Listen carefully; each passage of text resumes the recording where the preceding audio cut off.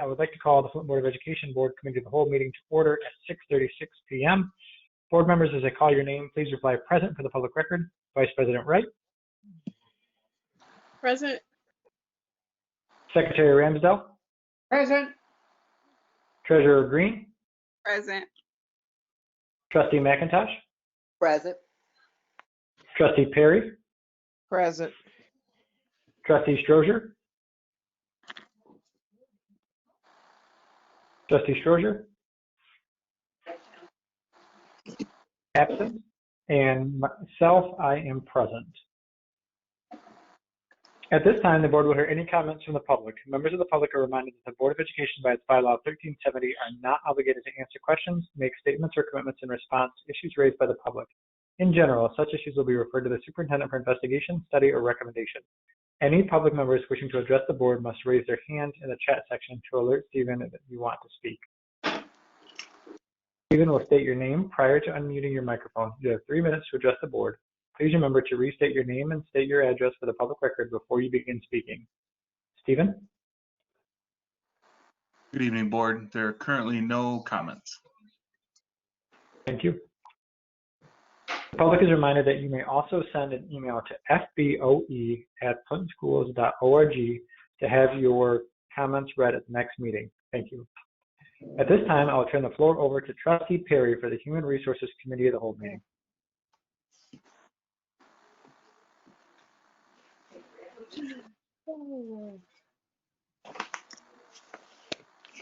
Vera, it's yours. There you go. Can't hear you. I'm sorry. I had my head in the TV. Yeah, I did. I had it in the TV. I was listening to what they were saying about the college students coming home. Okay. Okay. Turn this phone down. I mean, it's TV down. Okay, I'd like to call to order the Human Resource Committee of the Whole meeting. And I will call upon Mrs. Washington to present action items to the board. First action item is personnel recommendations. Mrs. Washington. Thank you, Ms. Perry. Good evening, board. Good evening. Good evening. I seek your approval to move action item 1.13, personnel recommendations, to the regular board meeting on November the 18th, 2020 for approval. So moved. Seconded. Seconded. It has been moved and properly second. Any discussion? I have one question myself. Mrs. Buford, the technical. Yes. Wait a minute. Yeah. What was her position before? Ms. Buford was part-time attendance agent, as well as working with part-time with the GISD. So she came on board with us full-time as an employee as the enrollment specialist. Okay, is that the position that Miss I can't think of her last name. Miss George. Yes, Miss George vacated. That was yes. her. Wasn't that her? Yes, ma'am. Okay, okay. Thank you. That's all. I have a question. Yes, ma'am. Miss Wright. Will the accountability person be replaced?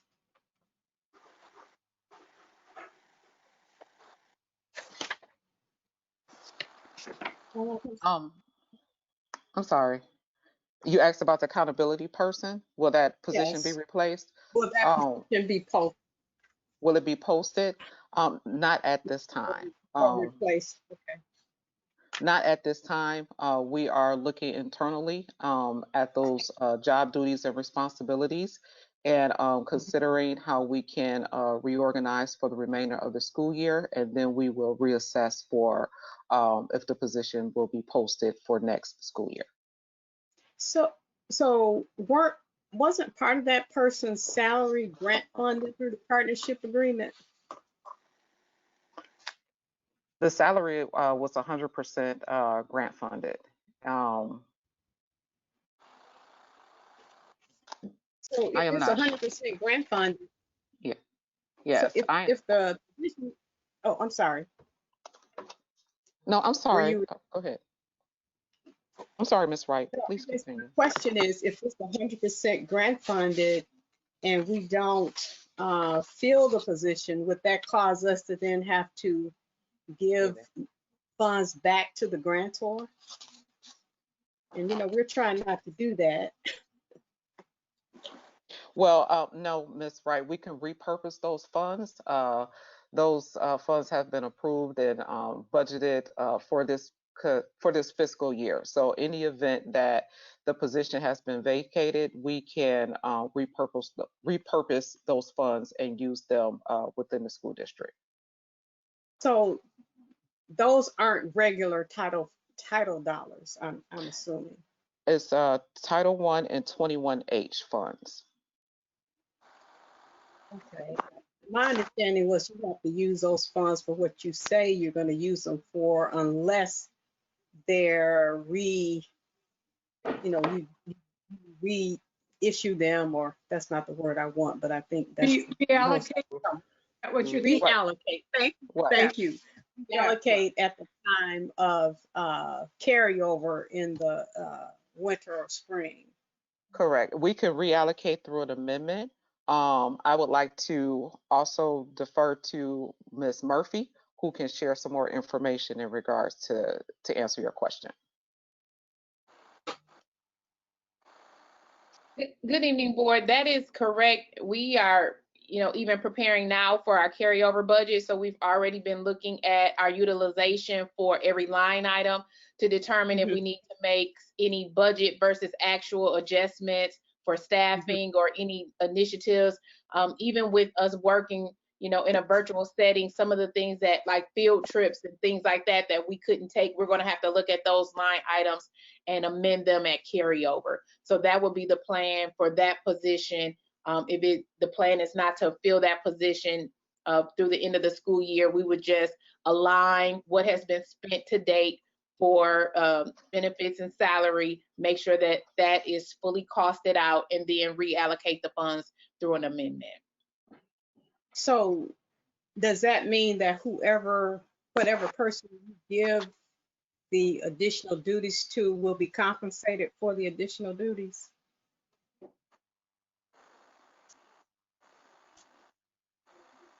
That is something that we are reviewing internally, and yes, that is what we are proposing. We have to go through a process of reviewing it and talking to any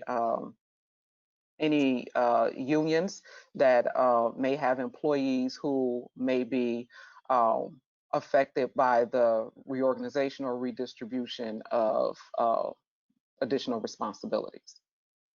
But Okay, yes. because then that would impact the salary schedules that are already in place, which means they would have to be adjusted, wouldn't they? No, the salary schedules would not have to be adjusted. This would be either a percentage or a one-time or increase to it on a temporary basis for those additional responsibilities. So it would be no impact to the salary schedules. It would just be whatever it is that is discussed and agreed upon, a percentage added to those individual salaries on an interim basis, on a temporary basis. Then would that information be brought back to the board for approval? Yes, ma'am. Yes. Okay. We're currently having those discussions. Thank you. You're welcome. Any further discussion?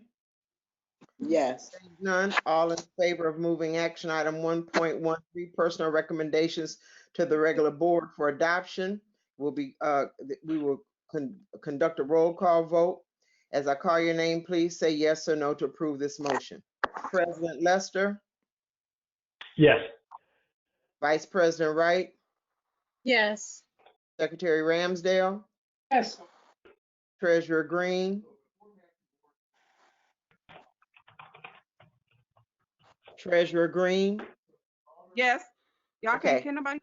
Okay, sorry. If you didn't hear you. I thought but I It was- didn't. I don't know. Picture. thought she's not there. Trustee McIntosh? Can y'all hear me? Yeah. Yes, Careful. yeah. Because when you asked, do we have any more discussion? I said yes, but nobody. I don't think anybody. Oh, I didn't hear you. I didn't hear you. I think Okay, go ahead. I'm not gonna, I'll stop the vote right now because I just had a basic question concerning the change of assignment for Miss Ayana. She's the deputy CFO at this point, and she's going to interim executive director of, I guess this is financials. And I was wondering, did she need any training, or is she equipped for this change of assignment? Miss Cassandra, do you know? Well, she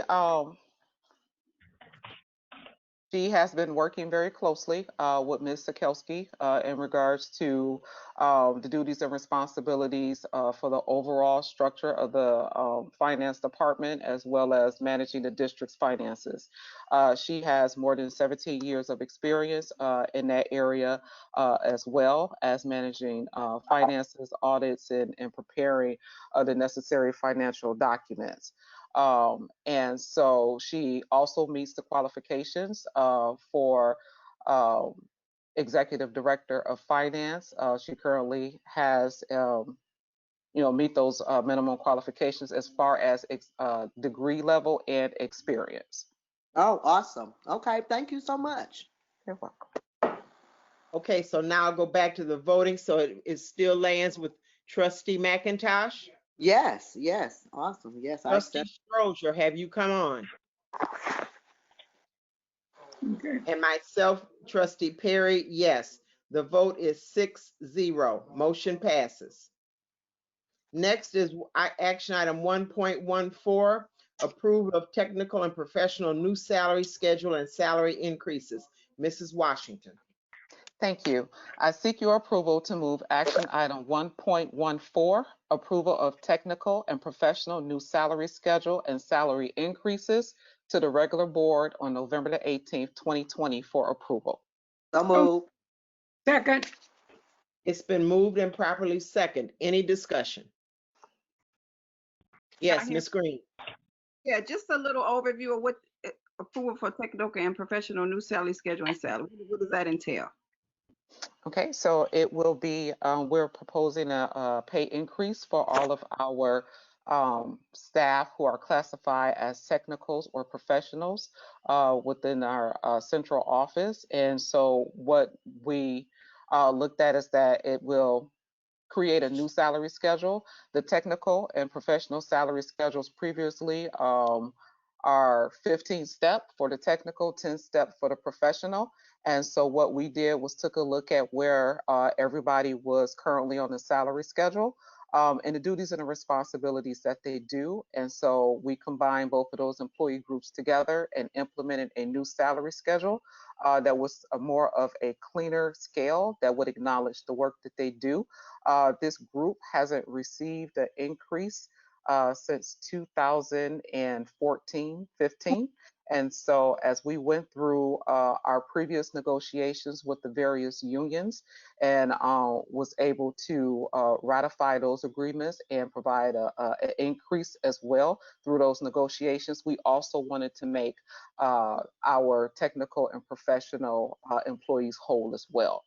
And so with that in mind, we looked at the salary schedule, and we wanted to keep it consistent with the 3 to 5% increase that had been agreed upon with the other employee groups. And so that's where we move forward with the proposal of this salary schedule as well. So it is a new salary schedule.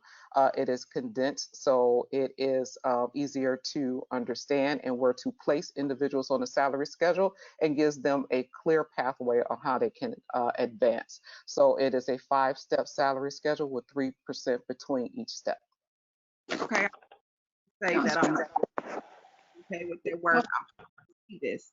I really am happy to see this because not a raise since 2000 and what you say 2006? Did you say? No, 14. 14. Oh, 6 years. Thank Yes. you, Mama. Okay. Yes. I'm glad to see this. I just want to know how all of a sudden we can afford to do this. Is it just extra money coming to the general fund, or how are we able to do this for our, not that they don't deserve it, I'm sure they do, but I'm just curious as, you know, as a treasurer, where's this money coming from?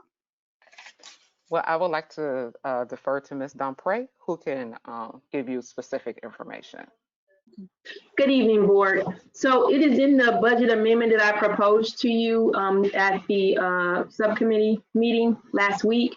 And so we had already included in their salary schedules an increase for them. And also, please remember when we had our conversation, we discussed that the budget that they will see this evening, we are trying to be conservative. And so we have a lot of money in there to show the different expenses that are being covered. And so realistically, it's included in there, and we're already exceeding our budget for salaries for our expenses versus our revenue that we have anyway. This increase is roughly about 45,000 for the year. So it's not a large increase. So where did the money come from? I guess I'm not clear. Coming out of the general fund. Was And we'll it be- extra? Excuse me? It is from the general fund, and we are using our state aid that we have. And remember, last year we had included a $700 decrease per student. And so now we took that out, which allows us to have a little more resources to cover it. Exactly what I was looking for. That's where it came from. Okay, makes sense. Yeah. Okay. Mrs. Wright. Yeah, I guess I have the same concern that Mrs. Green initially mentioned, because we're still operating under a enhanced deficit plan. So, you know, I believe that the employees, you know, I'm not saying they're undeserving, but we're supposed to be tightening our belt. And so I'm not understanding, and I don't know if I misunderstood I'm going to say Miss Ayana because I don't want to mess up her last name. But did you say we're already exceeding our budget? Mm-hmm. I misunderstand that. No, ma'am, you did not misunderstand that. We have always been exceeding our budget. If we do with what our revenues are versus what our true expenses are, we are running in a deficit. So why would we do this if we're running in a deficit? So realistically, we're running in a deficit this month, and we do have some fund balance available. We just can't continue to go forward constantly running in a deficit. Okay, Mrs. Stewart. Is Mrs. Stewart on? Yes, ma'am. Okay, can you help me with this?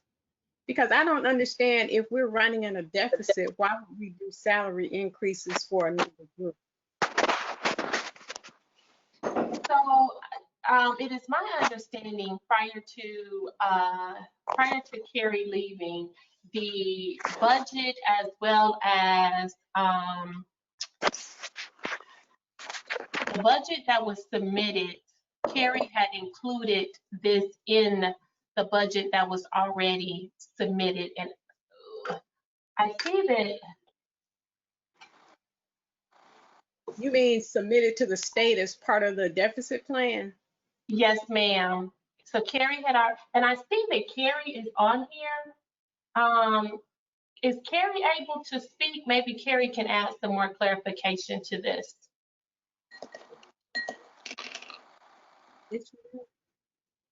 I don't have an issue with her adding information if she's available. Okay. Stephen, can Carrie talk?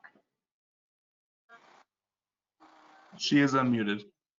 Okay. Miss Carrie, can you assist us with this? Yes, barely. You're coming in very, very low, Carrie.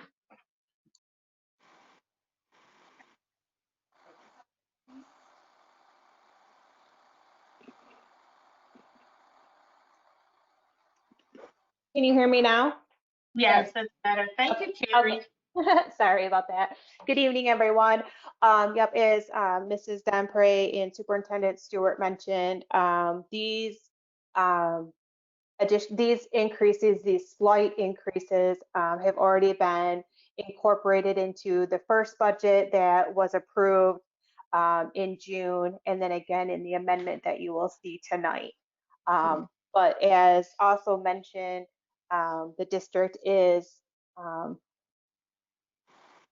running a deficit budget this year. We do have a positive fund balance, but it is something that, you know, we need to take into consideration also.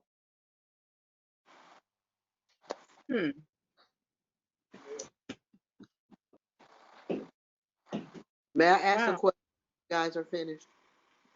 Ms. Wright, are you finished or what? Yes, I'm finished. Yes. Okay, Ms. McIntosh. I guess my question is, with us not operating our buildings because we're online, how much of a savings are we seeing there? Could that possibly help us, because we turned in our budget before we had this COVID situation? So I'd like to know, what are we saving not having to have security there, not having to run as many lights and things like that? Can anybody give me some clarification on that? So this is Mrs. Dumpray. So in our budget amendment that I will be presenting later on, you will see that from the first budget that we initially presented to now, we are saving about 4.7 million. So our original budget that we submitted, we were going to have a deficit of 12.8, and now it's going to be a deficit of more of like 8.2. So we are taking into consideration some savings, but it is still conservative just in case we do come back to school. We are trying to ensure that in the budget that we accommodate in case whenever we decide that we have to come back to school, that we can operate and provide all the services that we should. So it's still a conservative budget. Okay, all right. But we are at this point, in this moment, up by about, not really up, but instead of being in a negative to a tune of a negative 12 million, we're at a tune of a negative 8 million per se. Correct. Okay, I got you. Thank you, ma'am. You're welcome. Mrs. Wright, you still have a crazy look. So what else you got to? It's so crazy. Well, Ms. Berry. and Yes, sir. It is what, yeah, it's a crazy look because I have a concern regarding us coming out of a deficit in any way, while at the same time, I do understand that people, you know, deserve to be compensated, but I cannot support this under the current conditions. I don't know. It just, I don't know. I just can't. And not while, you know,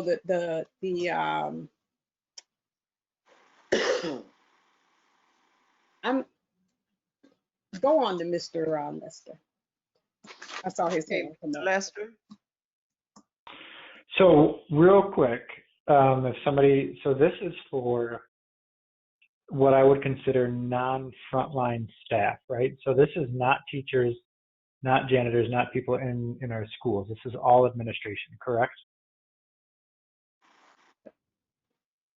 Correct. These, Mr. Lester, these are our secretaries, as well as our technical individuals that, you know, do attendance, those do student enrollment, and then also those that monitor and grants and compliance, and also some finance and accounting individuals.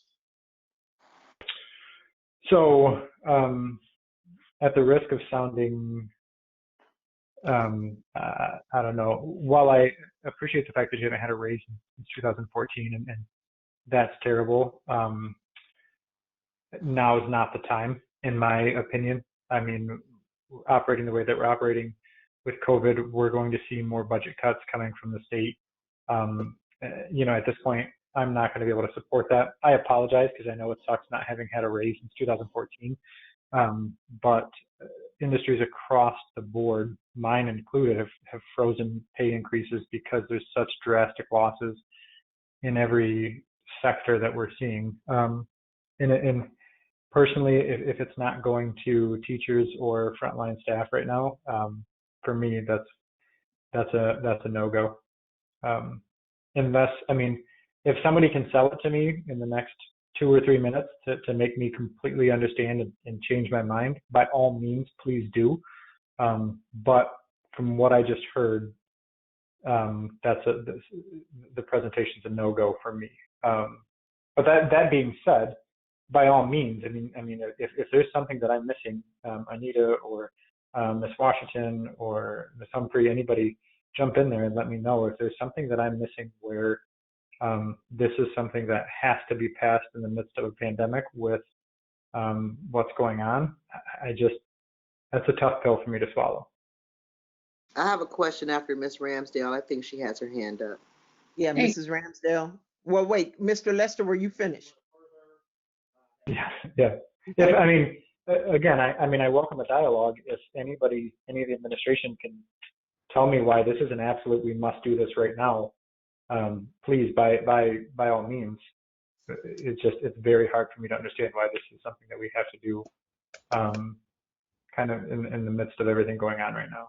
So I was hoping that somebody could, I don't know, sell it to me or pitch it to me in a way that I send me an offer I can't refuse or what it takes.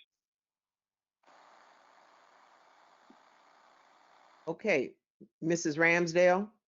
Well, I'll sell it to you. Let's go talk about people in the attendance office and things like that. These folks have not had a raise since 2014. That's 6 years. If you don't think working in that attendance office is frontline, it is frontline. They do a great job, and everyone does. And if they, I think that we have to support them in a way. We can't replace those kinds of staff with that kind of background and information. They are an intricate part of enrollment, of adjusting things, of doing, and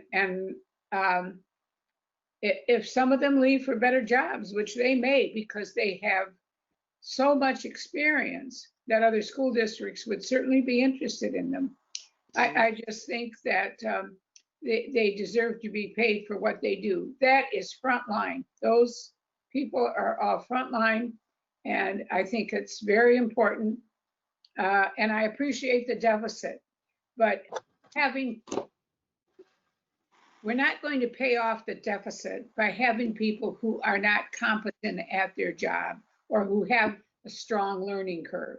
And so to me, that is most important because what they do, what all of them do, and they've gone 6 years without a pay raise, I just feel that outweighs some of the other. I understand what all you're saying.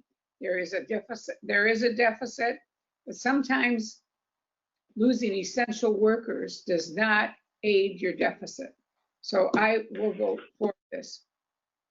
And did you say this is 44,000 total? Like we're looking at 44,000 for all the year, in?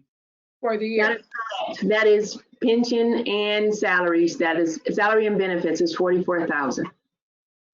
Yeah. Okay. All right. Yeah. Mrs. McIntosh.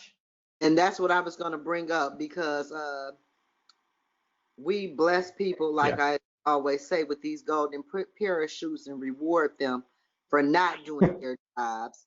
And then they leave with a boatload of money. And we have people working every day, paying the price. They putting their life on the line.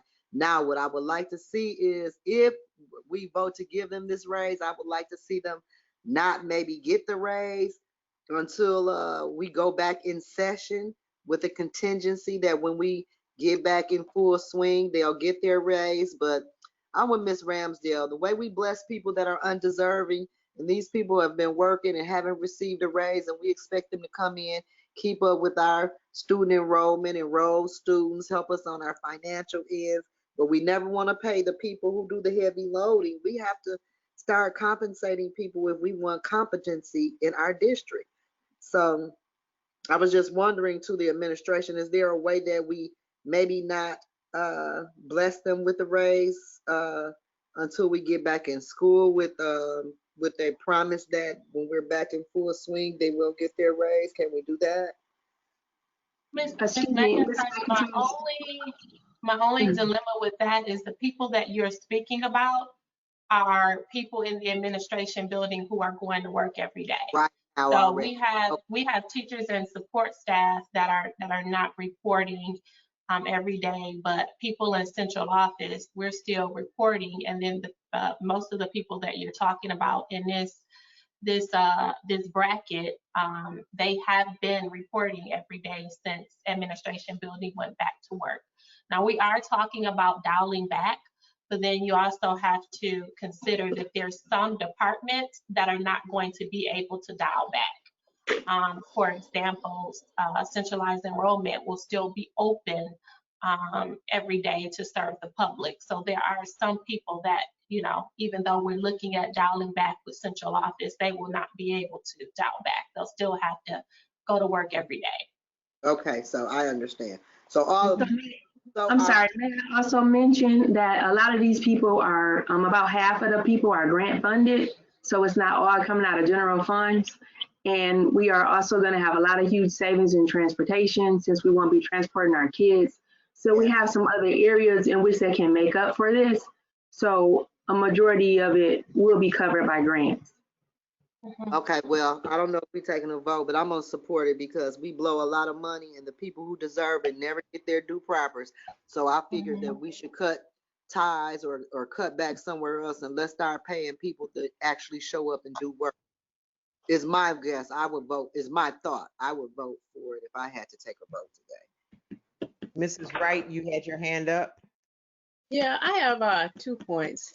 The first thing is somewhere in the board documents in the meeting packet, I noticed that there will be like $500 payments to staffs through some of the funding as a result of COVID. So do the people that are on this, will the people that are on this list or who are part of this salary increase, will they be receiving those payments?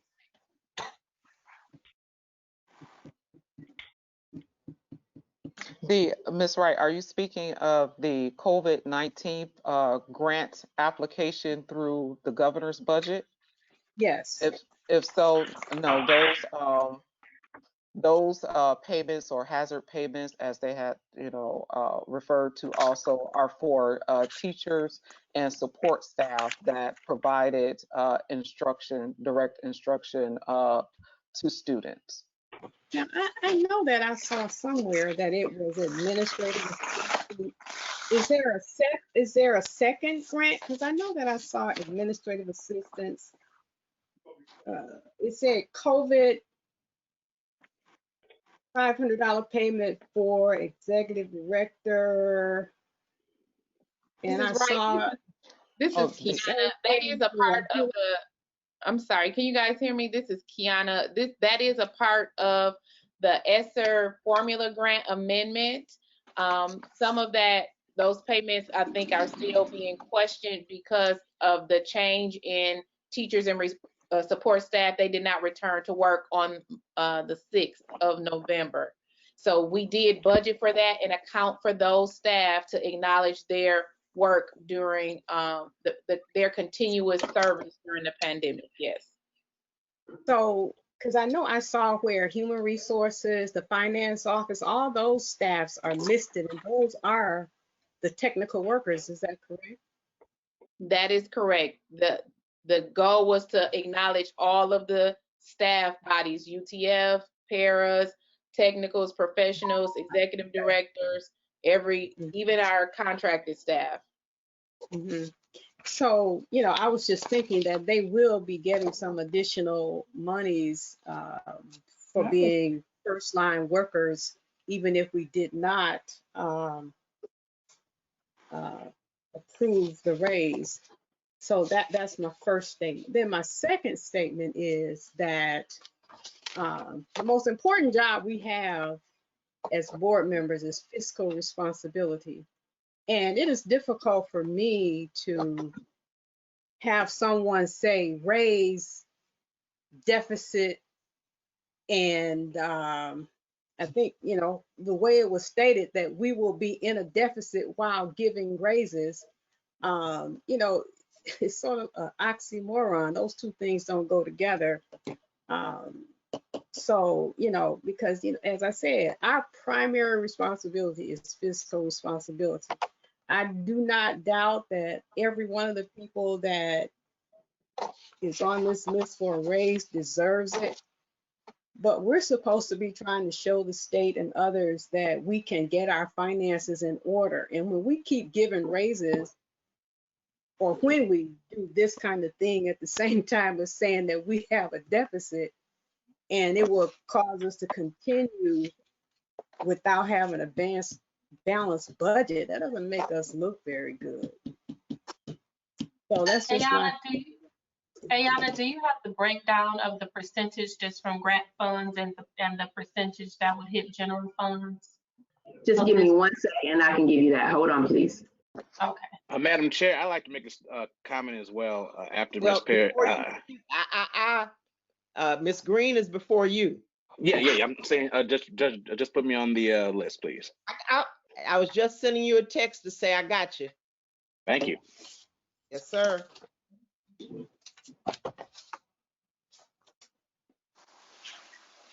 Ms. Green, I'm just holding up, waiting for them to come with an answer. Okay. So it's gonna take me a couple minutes, so we don't want to have to sit here in silence. Ms. Green can ask her a question if you guys are okay with that, please. Okay. So Ms. Green. Well, my question is kind of like what Anita just mentioned. When Ms. Murphy said that the grant funds will be used. Because my question was, will it come out of general fund? So to know that it won't, or all of it won't, is good. I was leaning toward a no. I don't think I'm leaning more toward, and it's $45,000. I see what Mrs. Wright is saying, and I don't disagree. And what Mr. Lester said about the timing, but I guess we could look at that a couple of different ways. In the pandemic, they're working, they're frontline workers, which are absolutely deserving of the compensation. So I guess my question is really what Anita asked. That's exactly not to be divided up with general fund and grant fund. So I'm answer to. And we always close in a deficit, don't we? Miss McIntosh, stop. That's a legitimate question. I'm sorry if I was out of order. But that's more of a statement, I'm thinking, right? Miss Green, were you finished? Yes, ma'am, I'm done. Thank you. Okay. Mr. Strozier. Thank you, Madam Chair. Good evening, everyone. Sorry about being late, just got off, but I did want to chime in on this conversation because I'm reminded of a word of a phrase that a former president once said. We lose students off of our customer service and our approach that we have with the people that we have in our buildings. There have been countless times where I can definitely attest that it wasn't the teachers, it wasn't the administrative staff at the building, but it was yet those people who are there every day, who are answering the phones, who are taking care of business, who are the front line. These are the people who we don't see before they come to the school board meetings. These are those are them who are there every day, who answer phone calls, who are there making sure that the school district and the school is in the best light. Myself, I've been classified as a non-essential worker, even though I know for a fact that every time we go out in the field, it is essential. So I definitely understand the situation that they're in. So I will be supporting this because I feel it's important that we compensate people for the work that they do. And we have lost quite a bit of staff over the past few months due to us not recognizing the sacrifices that they do every day. So I commend Superintendent Stewart and her staff for at least saying we need to do something to let them know that we appreciate their hard work, their dedication. It's easy to answer the phone or to answer email from at home. It says something when you actually go into the building and actually are there to greet parents and you're putting yourself in harm's way every day. to make sure that the students and the parents and the community knows that there's still a place in Flint where you can feel safe. So I definitely will be supporting this, and I commend any staff member, and not just those staff members that are getting this raise. I commend our teachers, our secondary staff, even our central office staff for all the work that they've done, because it's not easy going home every night and taking 2 showers just to make sure that you're clean. It's not easy having hand sanitizer on you at all times just because you don't want to come in contact with someone and you feel nervous shaking hands. So I definitely commend all of our staff that's in the buildings right now, that's still going out and doing house calls, that's doing what they have to do to meet students and meet parents halfway to get education opportunities to our students. So I just wanted to say that I will be supporting this because I feel it is extremely important at this time. And about the deficit, I'm very, I got a month and a half left. I do believe that the people we put in place, administration, I have the total faith that they would not allow us to go in debt by any means necessary unless there was an extreme error on some part. So I trust them to believe if they say we can do this, that we can do this. Thank you, Madam Chair. So this is Mrs. Dumpray. I have an answer for you. So 19,000 of the 44,000 will be general fund, and the other 25 will be grants. Okay, thank you, Ms. Donfrey. Okay, You're welcome. absolutely. We want you guys to be appreciated and compensated. I think that's important. Mr. Lester? Mr. Lester? Unmute yourself. Okay. I will jump Yep, to. sorry. Okay. Sorry. So, I'm gonna kind of jump ship for this because I do think it's important. But a couple things, just to answer some things. Ms. Wright, you had asked about the fiscal responsibility, and quite honestly, if we lose one employee, it would cost us more in training and hiring and all that than the 19,000 for everybody. So if this is a retention process for one employee alone, it's got its own return on investment. But I do want us to, as Ms. Wright said, still be very, very aware of things like this. When we were looking at closing schools, there was a term used frequently saying that we were top heavy in administration. And I just want to make sure that we don't forget that this time last year, we were discussing whether or not we're going to keep schools open. And we talked about nickels and dimes. And so, yes, $19,000 coming out of general fund is a very small amount. And relatively speaking for our overall, but I still want to make sure that we're responsible with nickels and dimes. That being said, the sales campaign that Ms. Ramsdell led was successful, and I'll absolutely support it because I do think that, just morale alone, nobody should go 6 years without having any sort of merit increase. It's just a dirty pool. So that's where I'm at. I'm gonna, I guess, jump ship from my initial part of this conversation because I don't think that people should go that long without having some sort of appreciation given back to them. There's plenty of room on our train. That's all I've got. Ms. McIntosh? No, I have nothing. Mrs. Wright? You know what? I'm no further comment. Okay. I have one.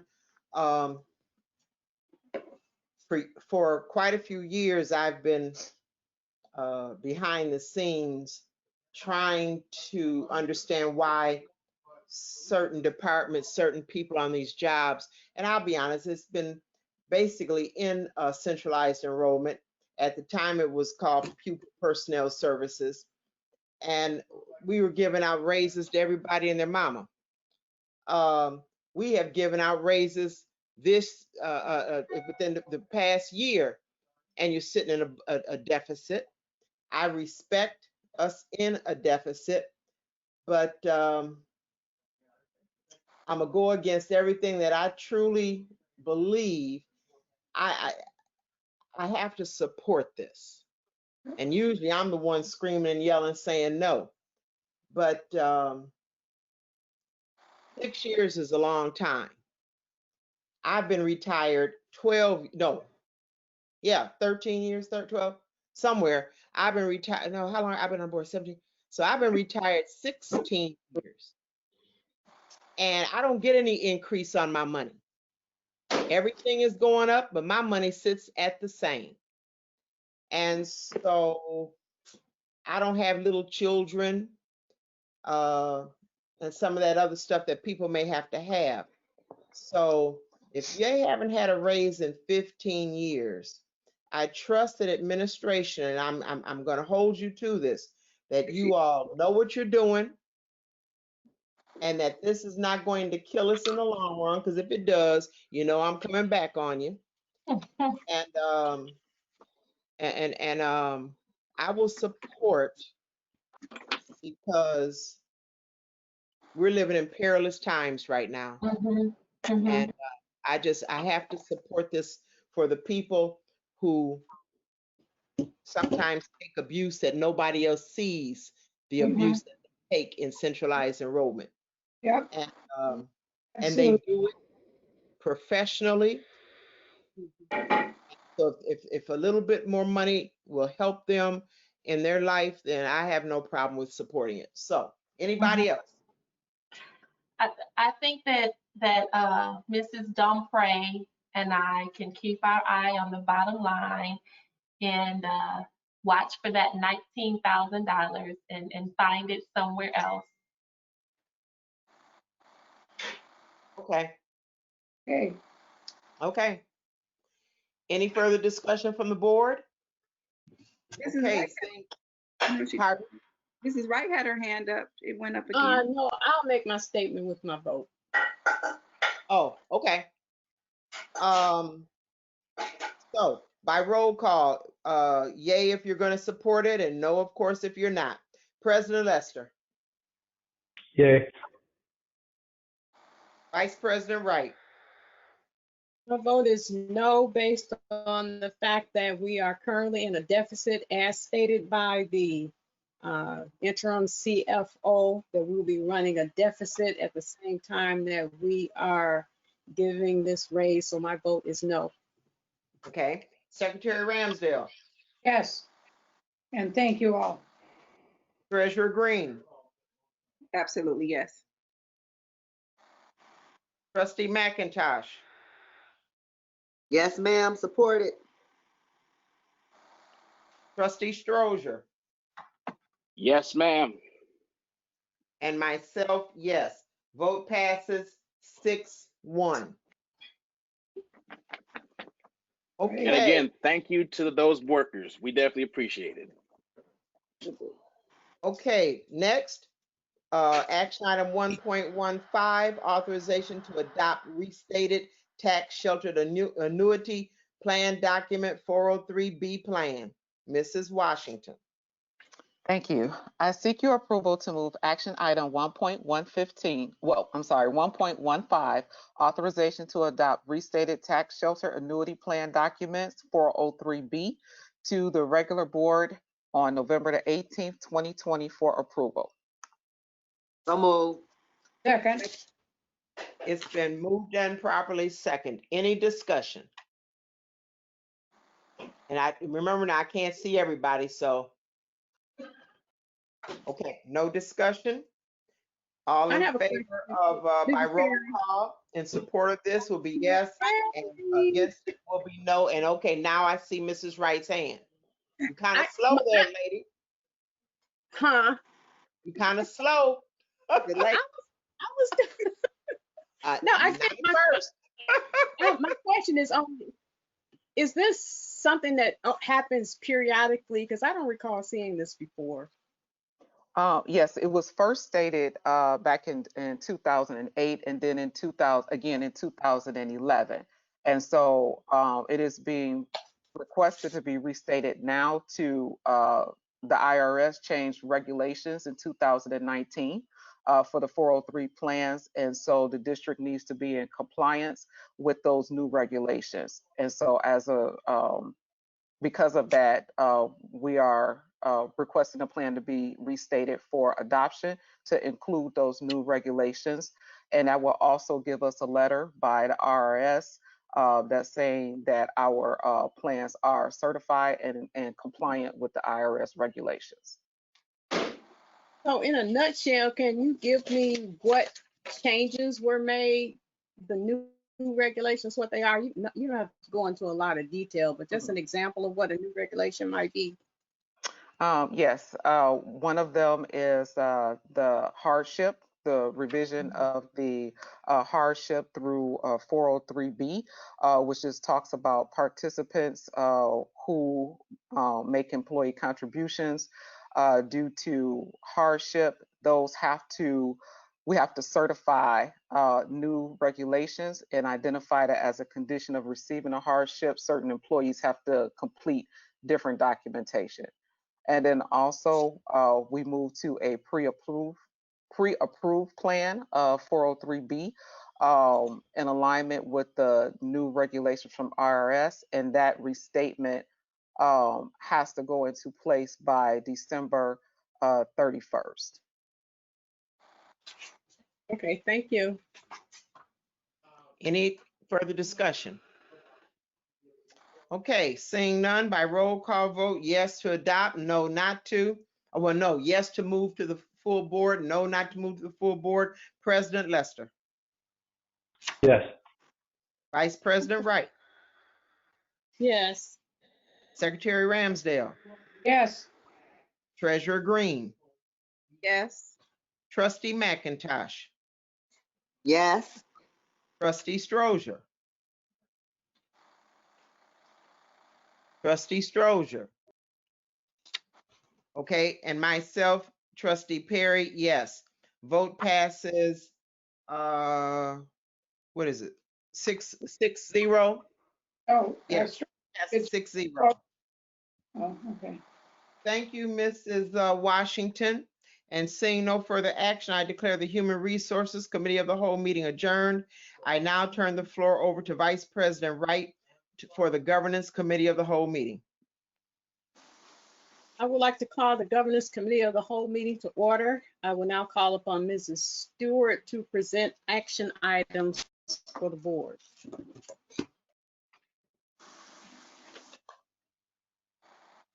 I seek your approval for action item 5.7, second reading and adoption of revised board policy. So moved. Second. It has been properly moved and second. Is there any discussion? Okay, seeing no further discussion, the motion to approve action item 5.7, second reading and adoption of the revised board policy 4515, Flint Community Schools acceptable use policy will be conducted by roll. Pardon me? Was that Oh, 5.7, I'm sorry. Mrs. Wright? Pardon me? Was that 5.7? Yes. Okay. I think you said 45.15. That's what's on my document. It It says doesn't action say item 5.7? The policy number, it says is 4515. Is that incorrect?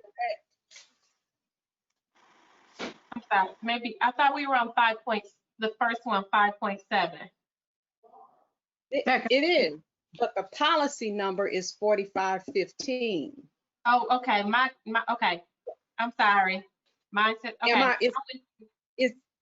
Is my information correct? Yours is fine. Go ahead. I'm sorry. Go ahead. Go ahead. Okay. I'm sorry.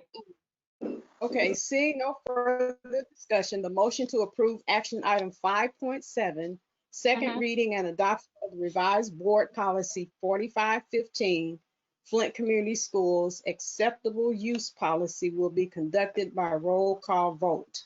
As I call your name, please say yes or no to approve this motion. President Lester. Yes. Secretary Ramsdale.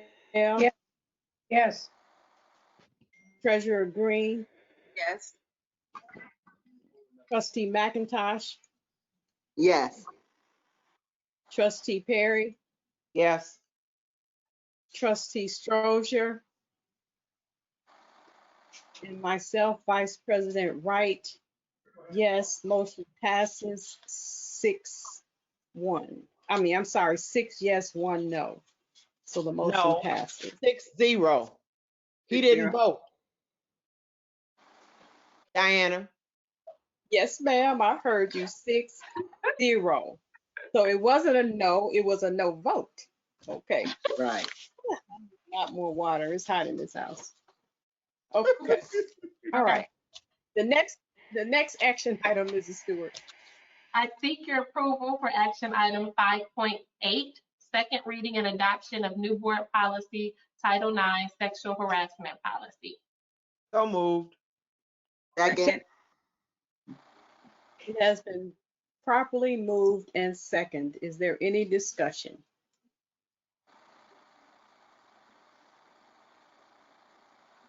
Seeing no discussion, the motion to approve action item 5.8, second reading and adoption of the new board policy for Title IX sexual harassment will be conducted by a roll call vote. President Lester,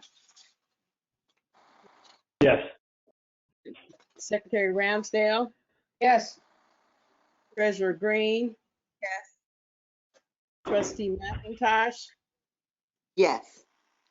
Trustee Perry, Yes. Trustee Strozier, myself, Vice President Wright, yes. Motion passes 6-0. Got it right, Ms. Perry. Okay. Seeing no further action, I declare the Governance Committee of the Whole meeting adjourned. I now turn the floor over to Treasurer Green for Finance and Operations Committee of the Whole. Thank you, Mrs. Wright. I would like to call the Finance and Operations Committee of the Whole order. I will now call upon Ms. Domprey to present action items to the. Good evening, board. This evening, we have Ms. Donna Hanson and Ms. Holly Stefanski from Plant Moran LLC joining us to present the 2020 audit. I will now turn the floor over to these ladies.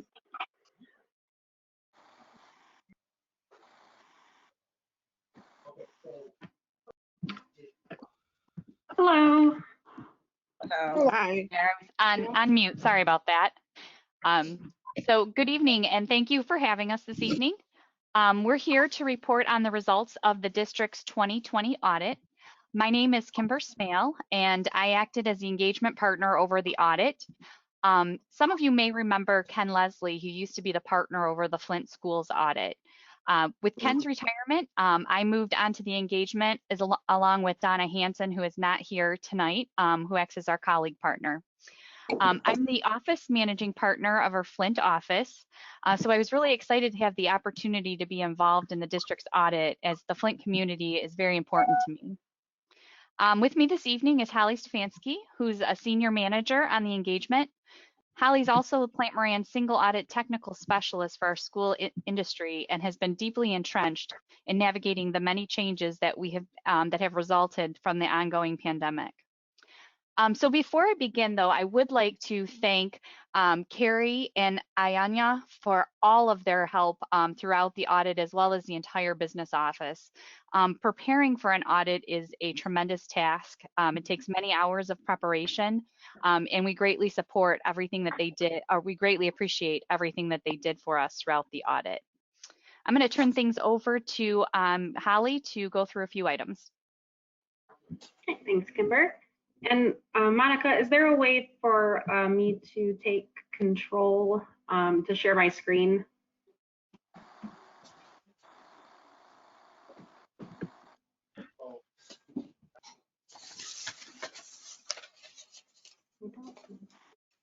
You see my screen? Yes. I might have to. I think you need to, I can see some notes behind it too, Holly. You could just maybe make it bigger. If you click under the sharing button, there's a play button, and below is a tab where you can click which application you want to show specifically, and that'll allow you to open your notes if you'd like. That helps. Okay, so and then sharing screen.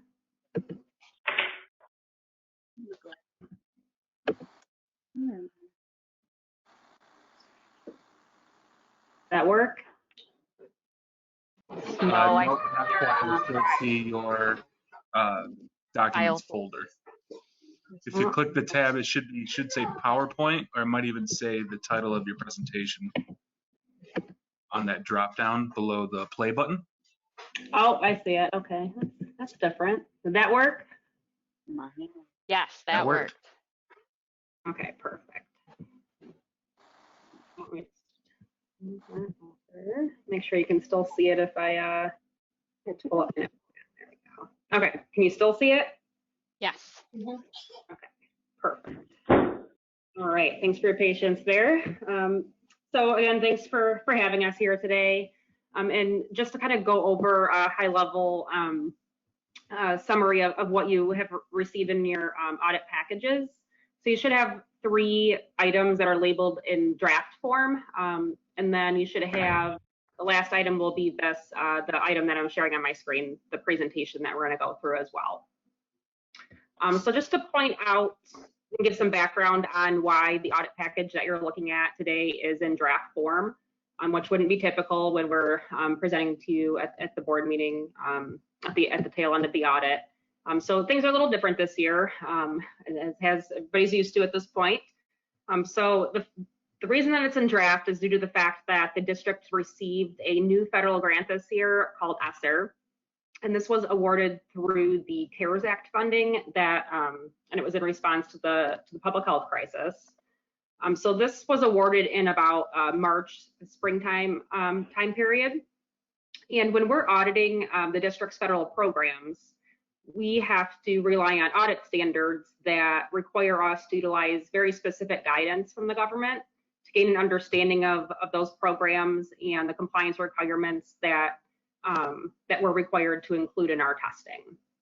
So with that, the ESSER grant that the district got, along with a whole lot of other grants that have been awarded all over the country, the government's taken a little bit more time to develop and write the guidance related to those since they're so new. Something just happened, it just blinked. Can you still see my screen? Yep, Okay, everything looks good. Okay.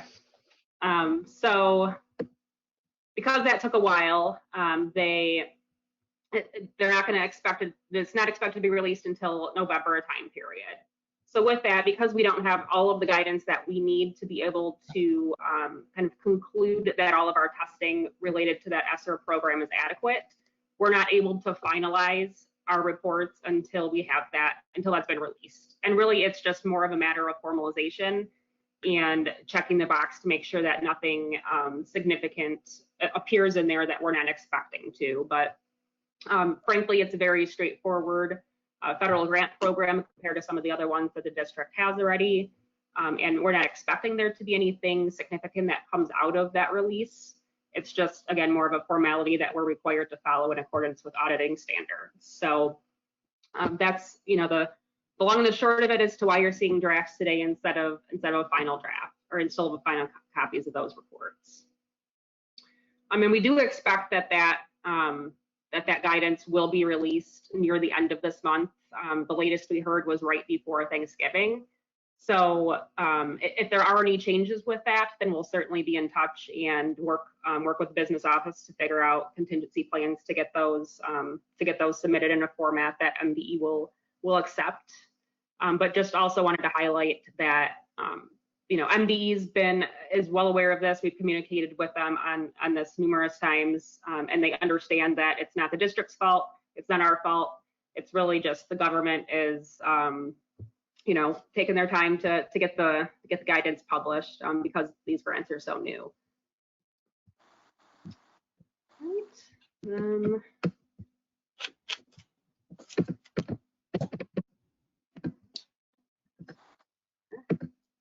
Okay, so What we're going to do first, I'm going to go through just point out some high-level highlights of the other deliverables. I'm not going to go through those in detail, the ones that are labeled draft.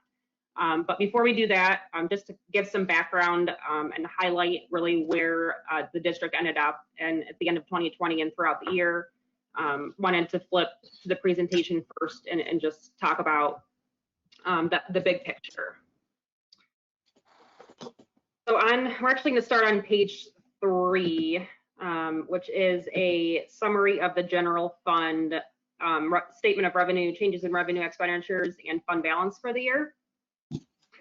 So your revenue totaled nearly 103.9 million, which was about 5.2 million less than the 109 million that was included in your final budget. So in addition to the actual results that's shown in the middle column there, this also shows the final budgeted amounts that were in the final budget that the board approved at the end of the year, and then shows the variance in the far right column. So your actual expenditures totaled nearly 88.7 million, which was about 6.3 million less than your $95 million in expenditures included in your final budget. So both of these variances, which were around 6 million, 5 to 6 million, both of those were a result of utilizing your federal grants to an extent less than expected at the time that the final budget was being put together. So because those grants are on a reimbursement basis, that impacts both your revenue and your expenditures. So that was the primary driver of those variances that you're seeing. So your fund balance, looking at the change in fund balance, increased by about 15.2 million in 2020. And this increase is really a result of the district having issued your voter approved financial stability bonds during the year that totaled about 30.6 million.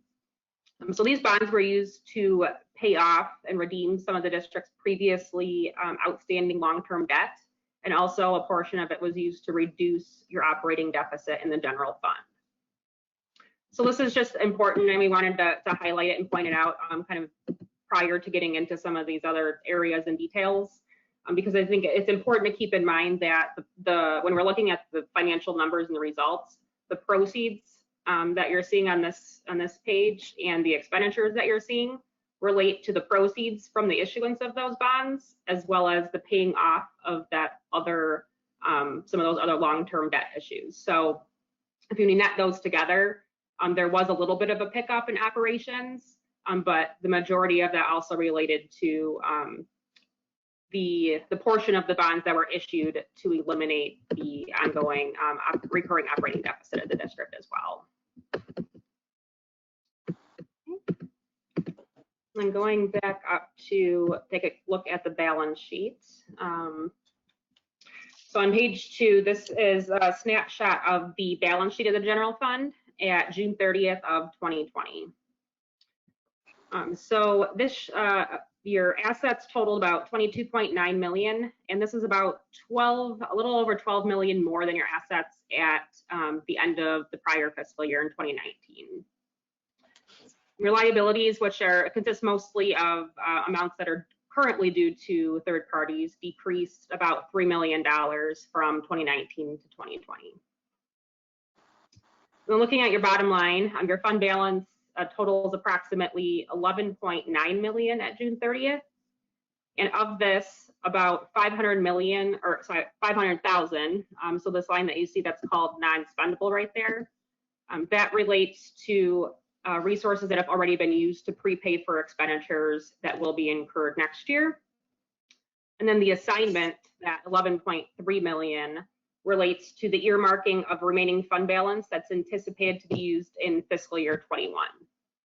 So the original fiscal year 21 budget reflects a projected use of general fund balance of around 12.9 million.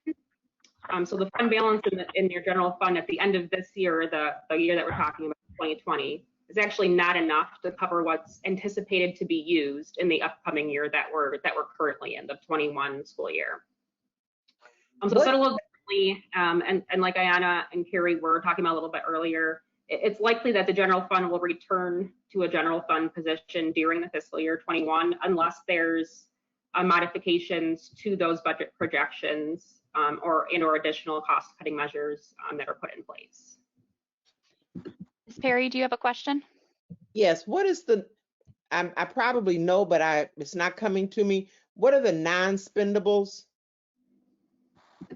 Yeah, so the non-spendable, that's a portion of your total fund equity that relates to prepaid items. So prepaid expenditures that were funded in, the cash resources went out in fiscal year 20, but the expenditures are not going to be incurred until fiscal year 21. Does that help? Or are you asking specifically what is in that balance? Say that one more time for me. I just wanted to make sure that helped answer your question, or if you were asking like specifically what the 530,000 related to. Well, yeah. That's, I guess that is what I was asking.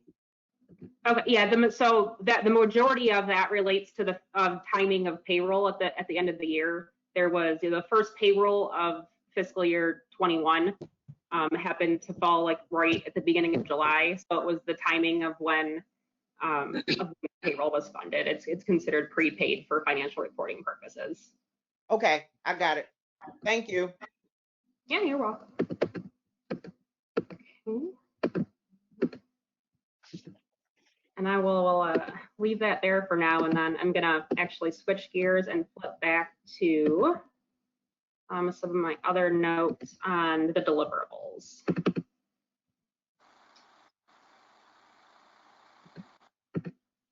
All right, just trying to.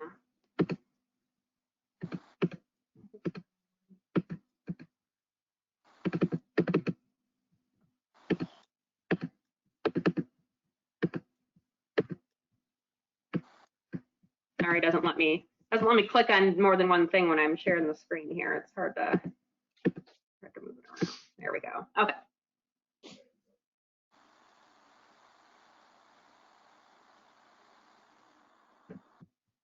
So again, we're not going to pull up the other ones on screen, but if you wanted to follow along, I'll point out which of the deliverables I'm talking about. So the first one is the financial report, and that's the one that includes the financial statements of the district for 2020. And just in this one, there's a couple of things in the opinion that we wanted to point out to you. First is that we've performed the audit this year of the district's financial statements in accordance with auditing standards generally accepted in the United States of America and in accordance with government auditing standards. As a result of our audit, we've issued an unmodified opinion, which is the highest form of assurance that we can give that the district's financial statements are fairly presented. So in other words, we gave a clean opinion. That's the highest level of assurance that we can give on the financial statements to provide assurance that they aren't materially misstated. Also within the opinion to the financial statements, there are 2 paragraphs of emphasis, and one of these relates to the implementation of GASB 84. So this was a new accounting standard that was required to be, initially required to be implemented this year. They actually delayed it, but you guys were already very far along the process and already had all your ducks in a row to get that implemented. So you went ahead and did that in 2020. And what this standard did was move your student activities fund into your general fund or into a new special revenue fund. The other emphasis or point matter that we wanted to point out of emphasis that's included in the opinion. I mean, this has been in there for several years now. You've probably heard from past meetings. Let's mention a similar emphasis of matter. This identifies that the school district continues to face significant financial challenges stemming from loss of students, ongoing cash flow shortages, and significant debt obligations. So really just summarizing the fact that there's recurring operating deficits and continued financial distress. Then pointing out a couple some of the more important items that are in the footnotes of the financial statements. At the very end of footnote 2, in there, there's a sub-event that discusses the issuance of energy conservation bonds. So these were the bonds, they were $12 million, a little bit more than that because there was a little premium on them. These were issued in July of 2020. So this was after the balance sheet date of the financial statements that we're talking about.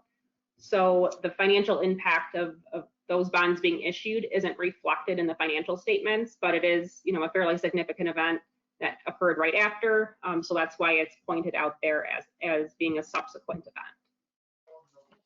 And those proceeds related to the issuance of those bonds will be, or were already deposited or recorded in your a new building and site fund that was established to track the use of those proceeds. And those are going to be used or are being used to pay for the past and future costs of the ongoing energy improvement projects that are being funded ultimately with the sinking fund millage that was renewed by voters this past spring.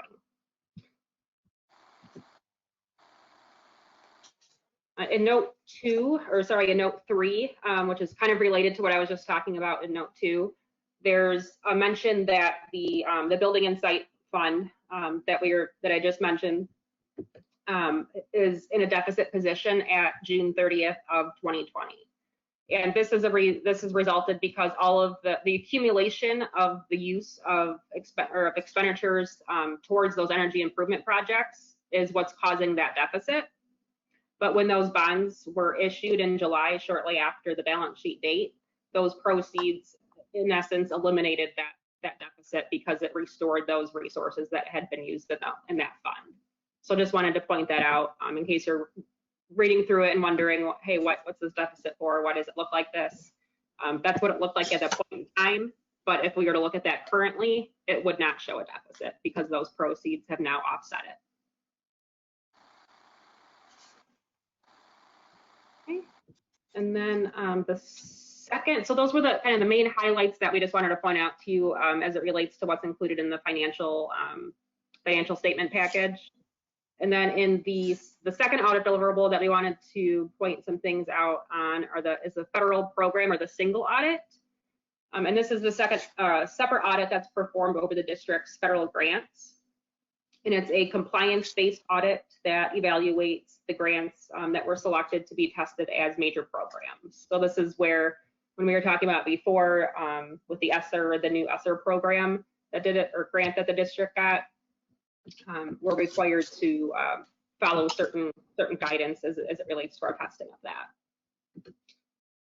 All right, this is the only way I know how to move the line bar down there. Okay. So in addition to ESSER, we also tested Child Nutrition Cluster and Title I as major programs this year in the single audit. We issued unmodified opinions on each of those programs. It didn't find any non-compliance findings aside from one that we'll go into in a little bit in a second here. So in addition to summarizing our opinions on compliance, the single audit also includes, that report also includes the details of the findings that were identified during our audit process. And those will be like all the way in the back of that federal program's audit deliverable. So we did identify 3 findings. The first this year is a non-compliance finding that just summarizes and relates to the district's adoption of the deficit budget and the operation under a deficit budget, which are both violations of state law. So because of that, we are required to identify that as a non-compliance finding in our audit. And that also discusses, similarly to some of the details that you'll find within the financial statements, discusses management's plan as it relates to that deficit, operating under deficit budget. So it discusses the enhanced deficit elimination plan that's been submitted and approved, and some of the other initiatives that are being put in place to continue to manage that. The second finding that was identified is a significant deficiency related to internal controls over financial reporting. And this was a finding that really existed for, I would say, a portion of the year. So we haven't talked a ton yet about the condition of the books and the records that we encountered during the audit. As a reminder, the business office transitioned during a time period what would have been the very start, the beginning of this 2020 audit period that we're auditing, that we're talking about today. So, you know, you transition from your business office being operated by an outside party to being completely in-house. And your in-house business office that was, you know, led by Carrie and Ayana they made tremendous progress during the year. Close to all of the findings and the issues that we have had in previous years that we've encountered were either mitigated to a point, you know, that was manageable in accordance with, you know, in standards for internal controls, and/or were completely eliminated altogether. So, you know, there was tremendous improvement that we saw during and throughout the year. Financial records were in great shape at the commencement of the audit. Everyone was extremely responsive. The team worked, you know, tirelessly through the entire duration of the year to implement improved controls and processes, and just think they did a really incredible job. Yes. So while there's still a handful of best practices and recommendations left to work through, you know, as would be expected, you know, there's, if you kind of look through the past couple of years, in the last deliverable that we'll mention, there's a section in there called recommendations, and those probably 20 plus pages 3 to 4 years ago, and now it's down to, you know, I would say around 6. So it's, you know, it's definitely come a long way. And as it relates to that, I would say our recommendation would just be to, you know, stay the course and continue to progress towards those improvements and stay on track and take care not to slip backwards as you go into this next year. Ms. Perry, do you have a question? Yes. I was looking at the other recommendations, the payroll processing, and it says we do not currently utilize an effective and centralized time documentation system for hourly employees, which results in the lack of consistent and documented approval or review of those employees' hours and resulting pay. So going down, the implementation of time clocks and integration of the information directly into the payroll processing system would decrease the number of times data is handled and also increase efficiency and controls in the reporting process.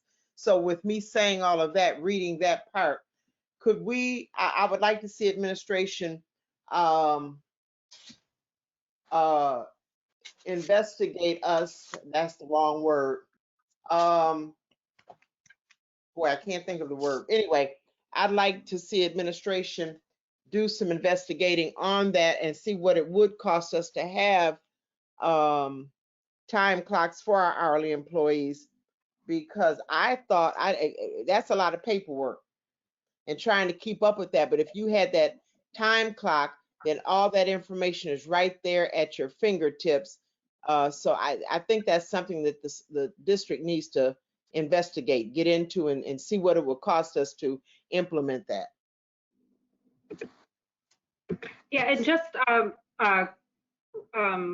as it pertains to the recommendations that are in there, a reminder that a lot of those are best practices. So they're not included to suggest that the systems that are currently in place aren't sufficient to, you know, to adequately and accurately record and collect the data. They're simply suggestions that, you know, say if there was a way to do it in a more efficient manner, it's great to look into, like you said. But certainly, I just don't want it to be misinterpreted as if there was a internal control issue identified related to that. They're really included as recommendations. So as you're reading through those, I think it's also important to prioritize those as well. Looking at all of them in aggregate together to kind of almost make a list of top priority, middle priority, last priority in terms of importance, and cost is certainly always yeah, no, I didn't take that as though you were saying it was a finding, but it was just interesting, and I was thinking about being more efficient. And yes, efficiency would be a time clock. I guess we would need to know, and I'm asking administration, how many hourly employees do we have?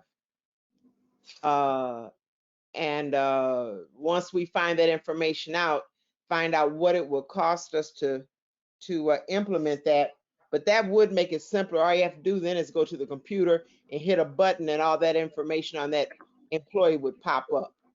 And so to me, that's a very good idea if we want to actually become more efficient. That's all. I am taking notes, Mrs. Perry. Oh, okay.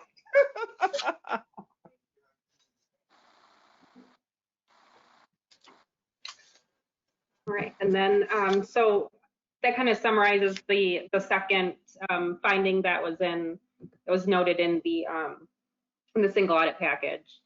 The last one relates to the Title I program, and specifically to just one contract that the district has with the CRIM Foundation. This has been a finding for the past couple of years, and it really just pertains to the way that the contract is written. And because of that, it doesn't line up exactly with the rules that are that would be required under the federal uniform guidance standards and or the state's standards for procurement and contract monitoring. So the district the district and the business office and CRIM, I know, have been working on revising this contract. So remediation of that is ongoing, and they're definitely working towards that. I don't believe, last time I heard, I don't believe that has been finalized yet, but I know is in progress. So that summarizes the contents of the federal programs deliverable that you have. And the last one is the report to the Board of Education. And this is the one that includes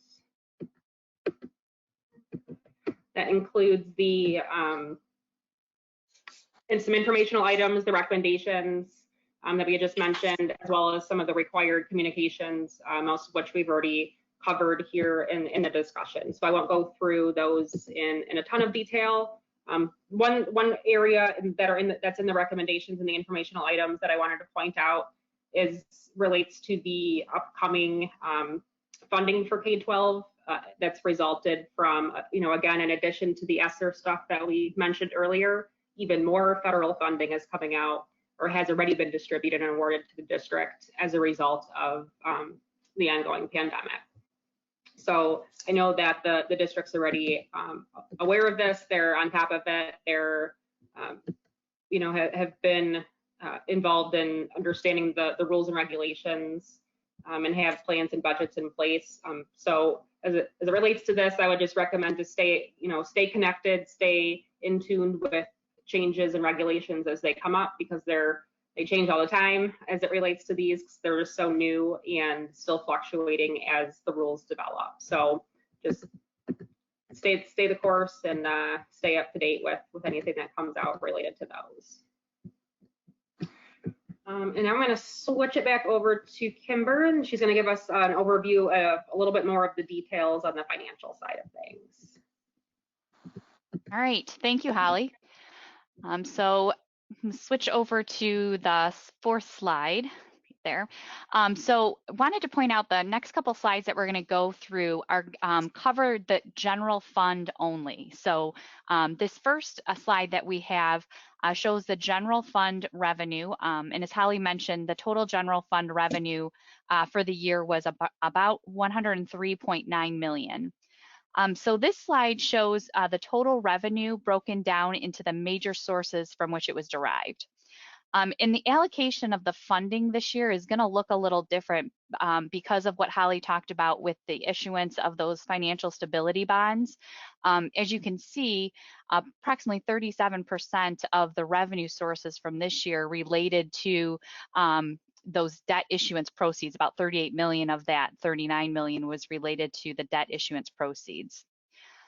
So if you look at the blue section of the graph, that represents your state source financing, which was about $35.4 million or 34% of total funding. But if you take the total expenditures and you back out that 38 million of proceeds that you got from the issuance of debt, and then looked at what the makeup of the state sources was, it would have been about 54%, which is more consistent than what you would have seen in previous years. Looking down at the green or teal colored portion of the graph, that is your federal revenue, which was about 20% of revenue in 2020. And that percentage of revenue in relation to total revenue can fluctuate year to year based on, when reimbursement is requested and when the grant funds are spent. But this year, that 20 million does include the $6 million that Holly referred to from the ESSER funds that came through the CARES Act. So similar to what Holly was saying, there's been numerous changes that have been coming through. So, given that you're getting approximately 20 million in federal funding, we would recommend making sure that you do have a properly staffed grants department that can closely monitor the changes that are coming down the pipe related to all these new regulations. Moving on to the next slide. We're going to switch gears and talk about the general fund expenditures. So this particular graph shows the distribution of the general fund expenditures by, let's see, I've got my internal slides here messed up. So this one shows the grant expenditures by objects, which is the type of service or commodity obtained by the district. So the district being a service-driven organization, the vast majority of your expenditures are personnel-related expenditures. You can see 39% were related to salaries and employee benefits. Spending on purchase services accounted for about 26%. And then you also see that debt service number in there. So when the proceeds of the financial stability bonds were received, as Holly mentioned, other debt was paid off. And so that's reflected in that 26 million in the gold portion of the graph. Right. So now we're going to look at the general fund expenditures just from a different lens.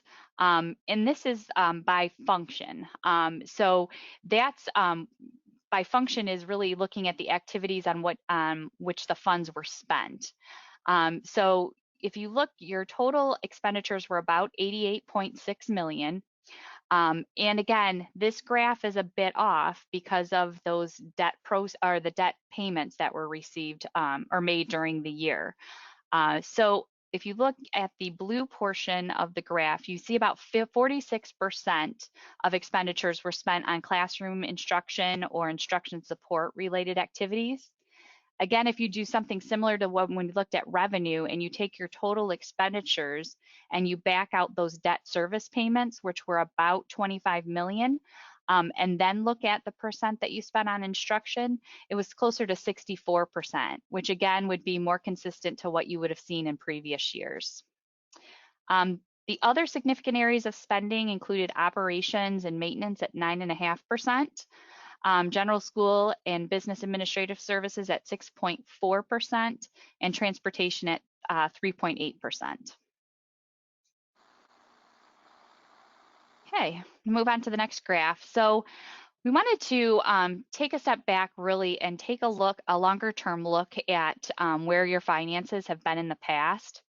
And so you can see from this graph the continuation of the steadily declining revenue and expenditures. So the blue line, the darker line on the graph, represents the revenue. And so for comparison purposes, what we did was we took out those proceeds of the debt that was issued during the year and the payment, just so we're looking at apples to apples. But you'll see if you go back to 2010, revenues were at about 171 million for the fiscal year ended 2009. And they're now at about 65.8 million today. And then the gray line is going to show you what your expenditures have done over the past 10 years. And you can see that those have also declined. They've gone from about 177 million to about 65 million in 2020. Right, if we move on to the next graph, this is a graph of the student enrollment over the past 10 years. As you know, student enrollment is the primary driver of your state funding. So, and it does account for the majority of which accounts for the majority of the general fund revenue. So you can see by looking at the graph for the 2009-2010 year, student enrollment was about 12,500 students. Fast forward to the 2019-20 year, you're at about 3,775 students, which is about 70% lower. So, you know, the trend of the decreasing membership has impacted several districts throughout the state, but the magnitude of the decline in Flint has been quite substantial, which continues to create that financial distress that Holly was mentioning. It has resulted in significant federal losses that we saw on the previous slide, as well as higher, you're seeing higher than typical expenditures too for a student enrollment of 4,000. And that's just with the efforts to scale back operations and right size, the district's still kind of catching up with the pace of that the enrollment was declining at. Great. This last graph that we have shows the foundation allowance. And I think this really highlights the severity in those revenue declines. So if you look, this graph shows the 10-year history, and it has been slowly trending up, but it's still not, I mean, as it trends up, it's not even hitting quite inflationary increases. So, you know, with the revenues being primarily dependent on, you know, the state resources and enrollment levels, and then you have coupled with, you know, you've got certain expenditures that you have to make, you know, retirement benefits, salary benefits. It makes balancing a budget difficult. To say the least. One thing I also wanted to note on this graph that's a little bit different this year. So when you look at the foundation allowance for this year, the 8,326, there was a 175 per pupil reduction by the state that is not reflected in that number that came through at the end of the year.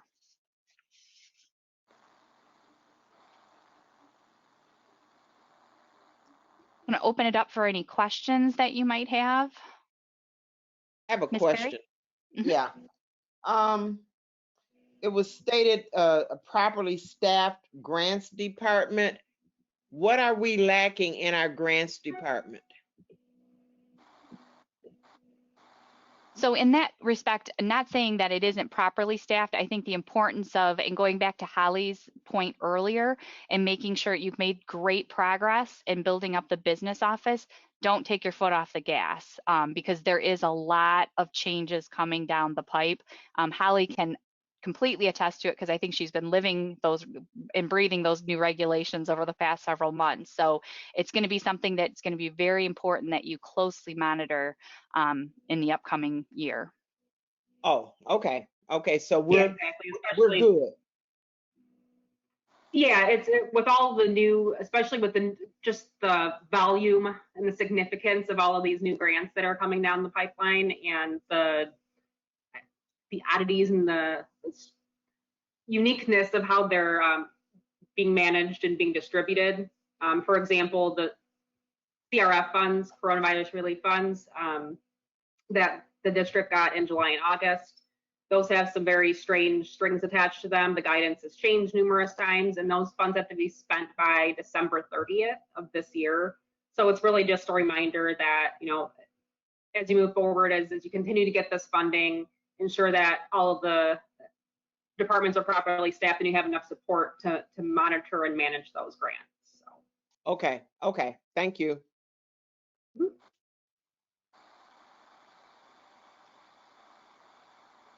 Any other questions? Again, wanted to once again, go ahead, Ms. Perry. It looks like we've done better than what we've done in years prior. We used to have, I can't remember right off the top of my head, we had a lot of findings in past years. So this isn't bad not to have all those types of findings. So that's a good thing. Oh, you're right, Ms. Perry, and that's good. Holly, I believe you said we used to have like 22 pages of findings, and we're now down to 6. Is that what I heard you say? Yeah, that's right. Well, Yeah.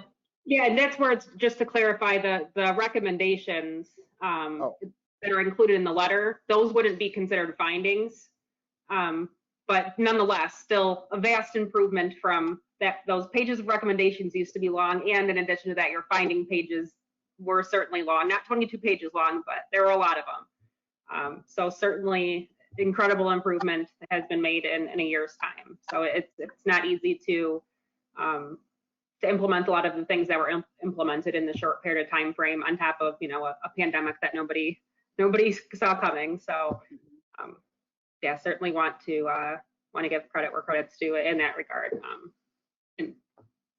Danielle, Casey has his hand up.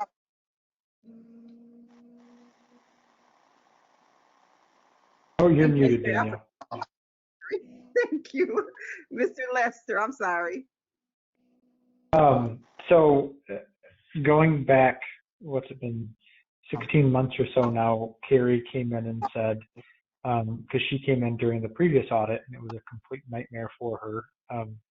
And I think there was something to the effect of, I think it was like between 10 and 20 findings or something like that. And she said her goal was to obviously have 0, but she would call it a win if she could have 3 or less. And so we just had 3 findings, correct? So is that what I remember right? There was only 3 findings this year? Correct. There were, yeah. So there's different types of findings too. So there was one finding on non-compliance. That's the recurring deficit, which is not really internal control related. It's just non-compliance related. There was the one as it relates to the significant deficiency related to internal controls. And again, a lot of this one pertains to the fact that, like you said, Carrie came in and did a lot of cleaning up of stuff. So when we look at something at an audit period, we have to evaluate the entire period that we're auditing when it comes to internal controls, and evaluate whether at certain points during the year there could have been situations that led to a misstatement. So not saying that did happen, just saying that the possibility existed at a point in time during the year. And so that finding is a result of, at the beginning of the year, when those processes were being put in place, there was some susceptibility there as it relates to segregation and duties. And then the third was the CRIM finding. Yeah, I mean, just what an outstanding job for Carrie and her team to have gone from where we were in our audits previously that were lasting months and months and months to going down to 3 findings. I mean, it just speaks volumes on what an amazing professional she was and her team is. In moving forward, I would love to say that we won't lose steam. I always say that you can't tell how good a manager is by what's going on when they're there. You tell how good they are by what's going on when they're not there. And now that Carrie has effectively left us,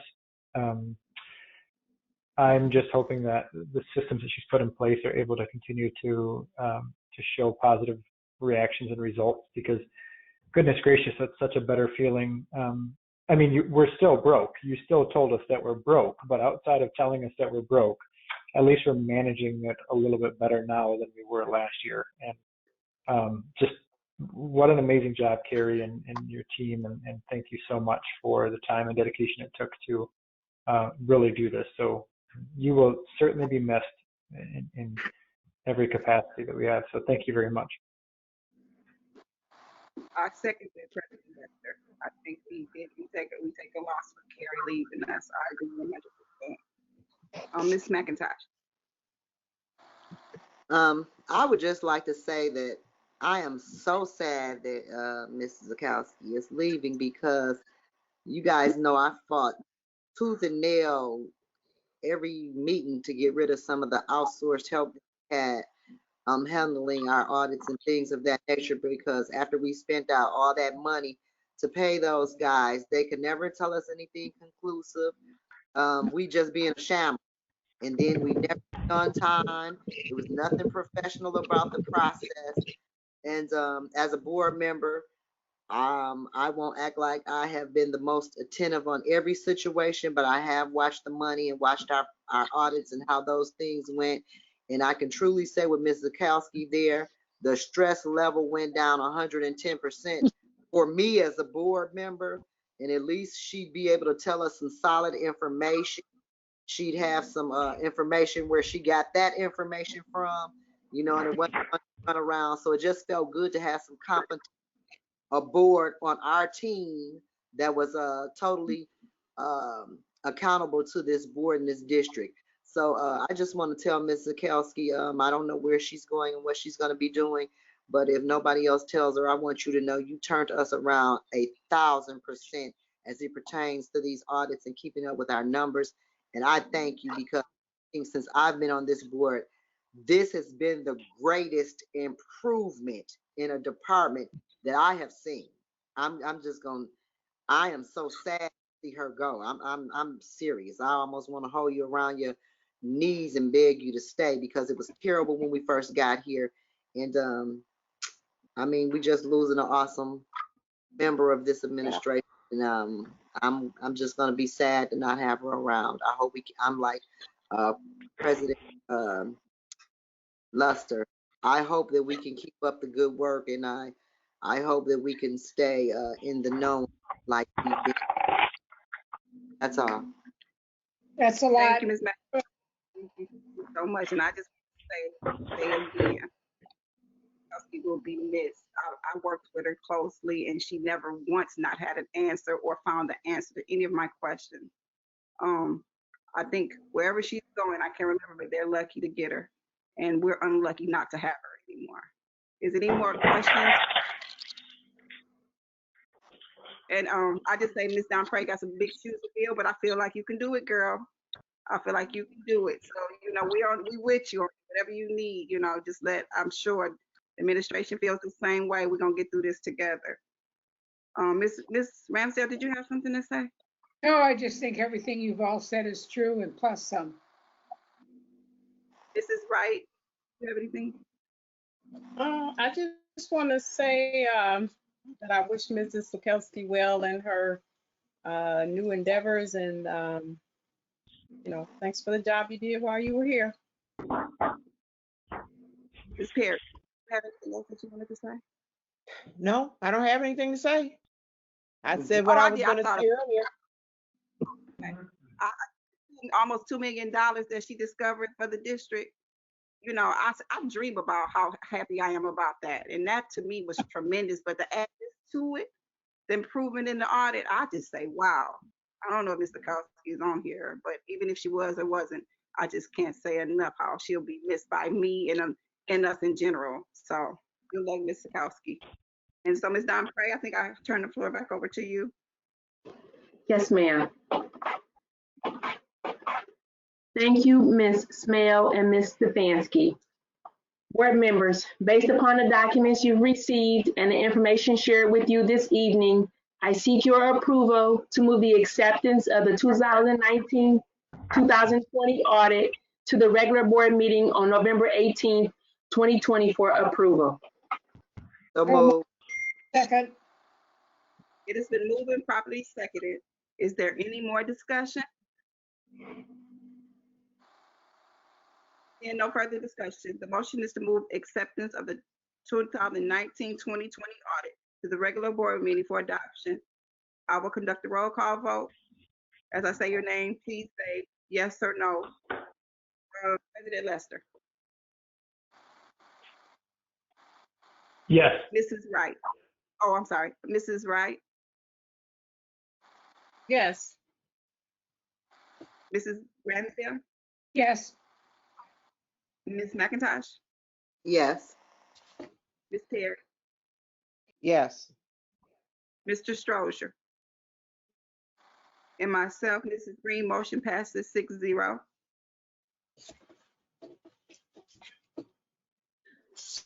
I would like to be able to present the budget amendment.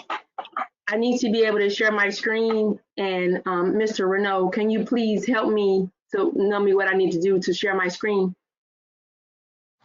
Sending you controls now. Okay, thank you.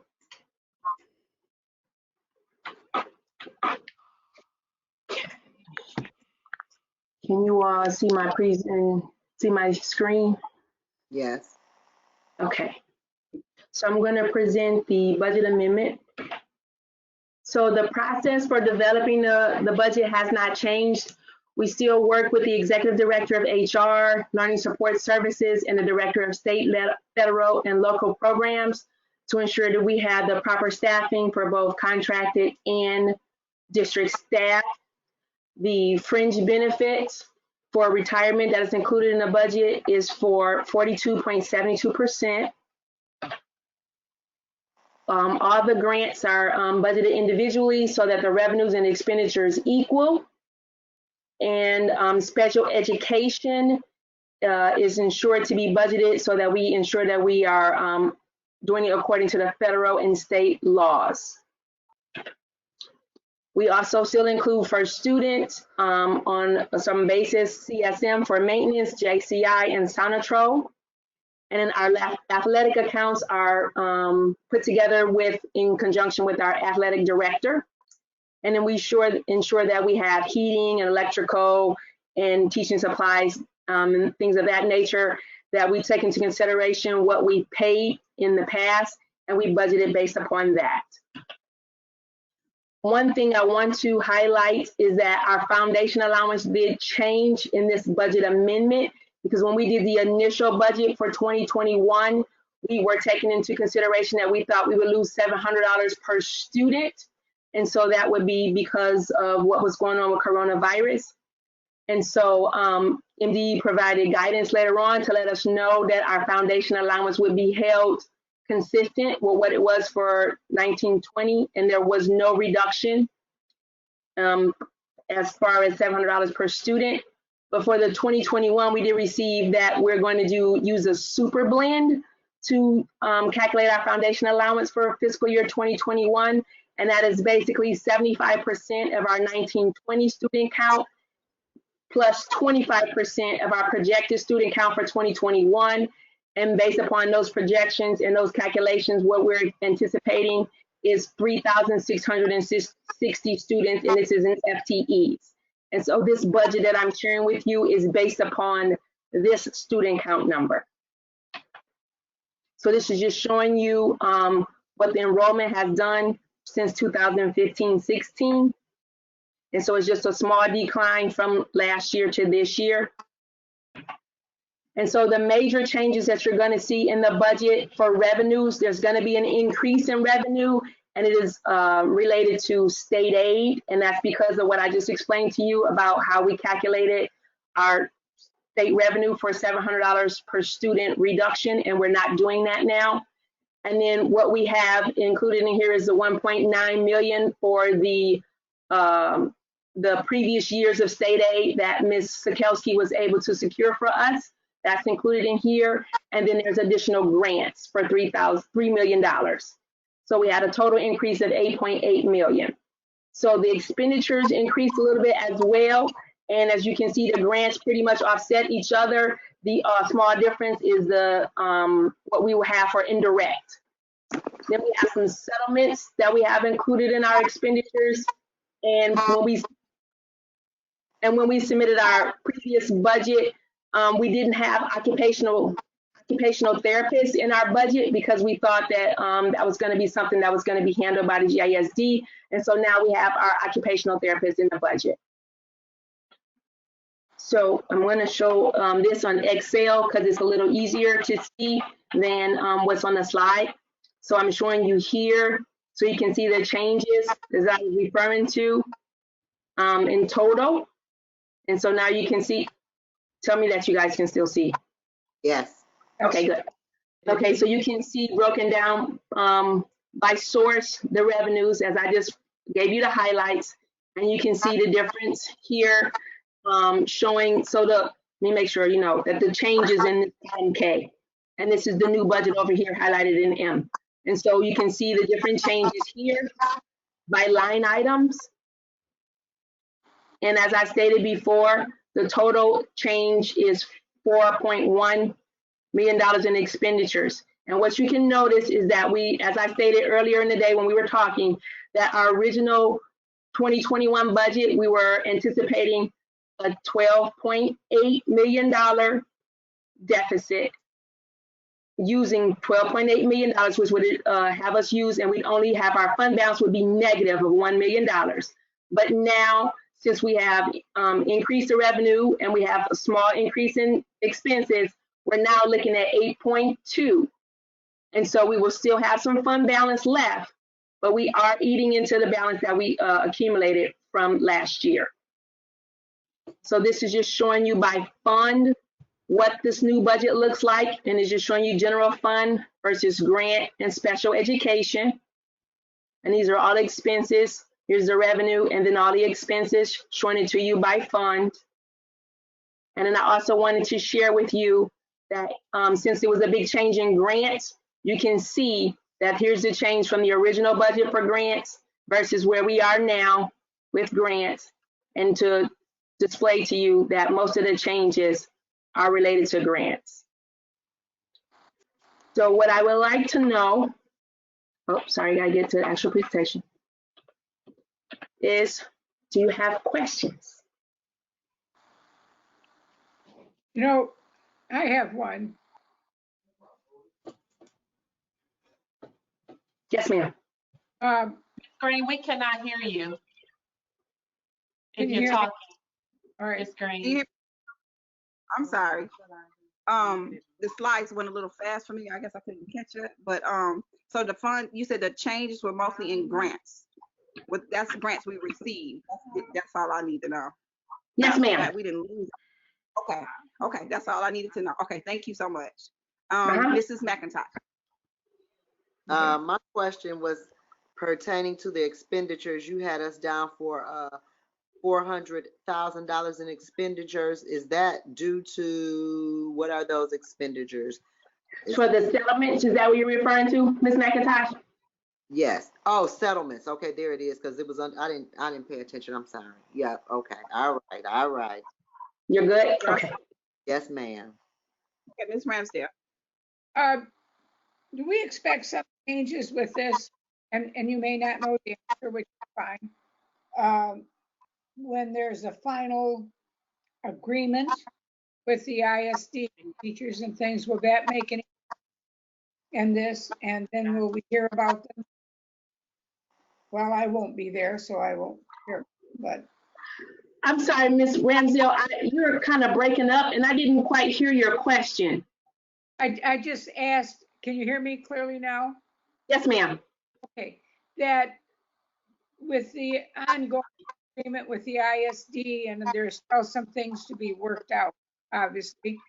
Will that change? Will that change some of the budget? And I'm hoping for the better, or not really? And you may not know, so that's fine. Yeah. It could possibly, and then again, maybe not. But if there are any changes, we will make sure that we bring them back to the board so that you are aware of those changes and what they are. Thank you. You're welcome.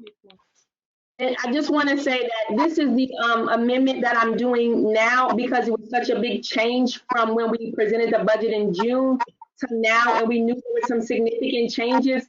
But there will be another amendment after the beginning of the calendar year, so more like in February or March, we will present another budget amendment to you at that time. So if there are any significant changes or any changes, you will be made aware of for sure. Okay, Mrs. Ramsdale, you all set? Pardon Okay, me? thank you. You all set, Ms. Ramsdale? Yep, that's fine. Do you have any more? Nope, I'm good. Mrs. Wright, do you? Yes, I'm good. Thank you. Okay, Mrs. Perry? I'm good. Okay, just another question about the additional grants we received. Are grants primarily due to the pandemic that we're going through now? Is that what's right? They're primarily? Some of them are due to getting some final allocations for different grants that we normally receive, and some of them is because of our ESSER, different ESSER grants. So it's a combination. What kind of grants you said? The ESSER, yeah, it's a different. There's two different kinds of ESSER grants, and so we got a separate ESSER grant as well, an additional one. Okay, thank you. You're welcome. I can't see Mr. Lester, but Mr. Lester, do you have any questions?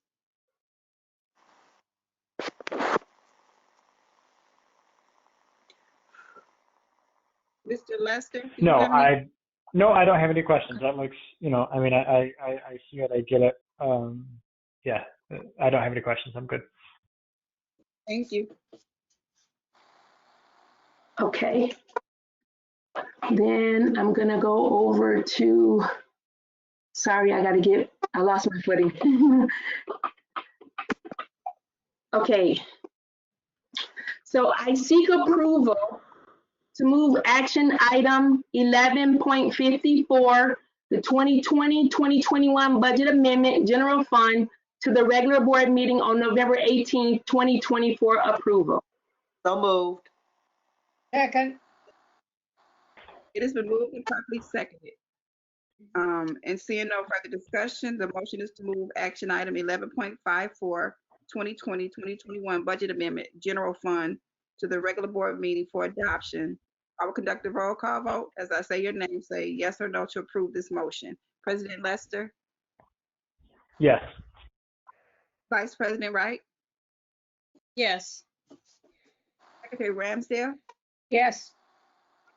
Trustee McIntosh? Yes. Trustee Perry? Yes. Trustee Strozier? And myself, Treasurer Green, yes. Motion passes 6-0. Okay, one more. So board members, please be advised that the catch basin repair item has been pulled from the packet. So please disregard this action item. There is no further action.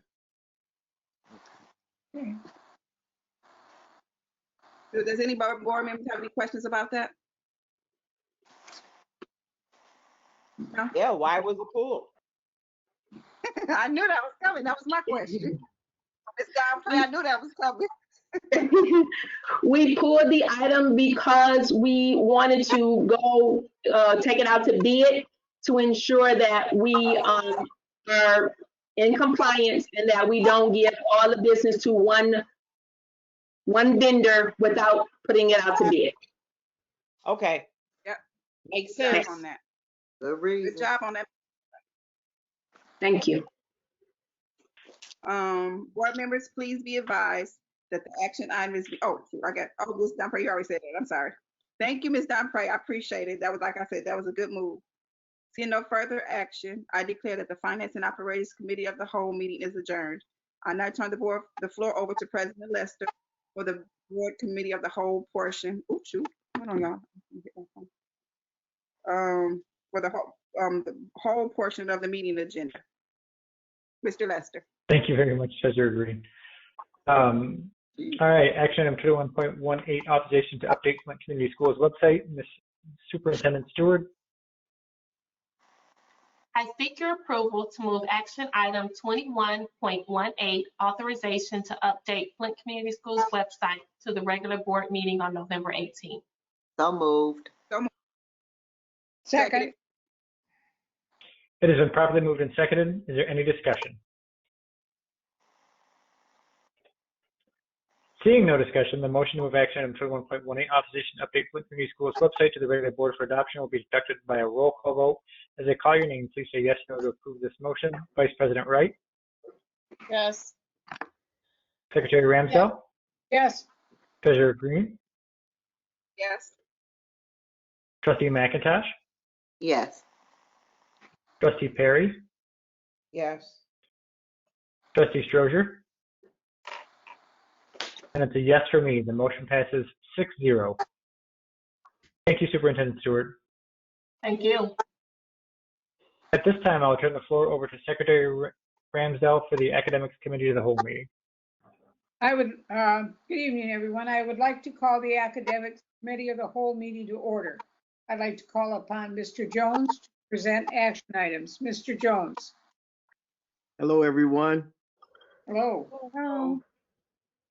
I seek your approval to move action item 25.27, authorization to execute dual enrollment memorandum of understanding between Delta College and Flint Community Schools to the regular board meeting on November 18, 2020 for approval. So moved. Second. It's been properly moved and seconded. Is there any discussion? Is there any discussion? Seeing no further discussion, the motion to move action 25.7, authorization to execute dual enrollment memorandum of understanding between Delta College and Flint Community Schools to the regular board meeting will be conducted by a roll call vote. President Lester. Yes. Vice President Wright. Yes. Treasurer Green. Yes. Treasurer McIntosh. Yes. Trustee Perry. I'm sorry, Trustee. Trustee Perry. Yes, but I want to add something. I don't see any financials put to this. Are there any? Did you hear the question, Mr. Jones? I sure did. So the responsibility of Flint Community Schools would be busing, and that is coming out of grant funds. So it will not be coming out of our general funds. Okay, just to be transparent. I'm sorry. Yes, go ma'am. ahead with the vote, and then I'll say what I need to say. I'm sorry. Okay. Trustee Perry, do you want to vote on this now or after? Yes. Not yes. Trustee Strozier? Trustee Strozier. And myself, Secretary Ramsdale, yes. Motion passes 6-0. Now, Ms. Perry, do you want to go ahead?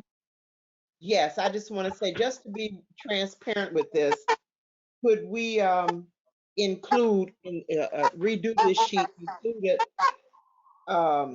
that we're only responsible for transportation and that it's being grant funded, because there's nothing in here that's saying there's any finances attached. And Sure. Yes, ma'am. transportation is a big fund, so could we do that? Absolutely. Okay, thank you. Yes, ma'am. Anything else? All right, moving on. Mr. Jones? Carol, you're muted. I am going. I'm muted. No. Okay. No, you're Carol not. was. She was trying to say something. Oh, okay. I'm going to defer the rest of the action items for the academics committee to Kiana Murphy. Excuse me. I think Carol was trying to say something. Yes, Oh, I'm sorry. That's okay. Along with Miss Perry's question, she triggered something. Do we already know how much the cost for transportation for this project will be? Do we have any idea of that already? We do. Miss Murphy, can you speak to that?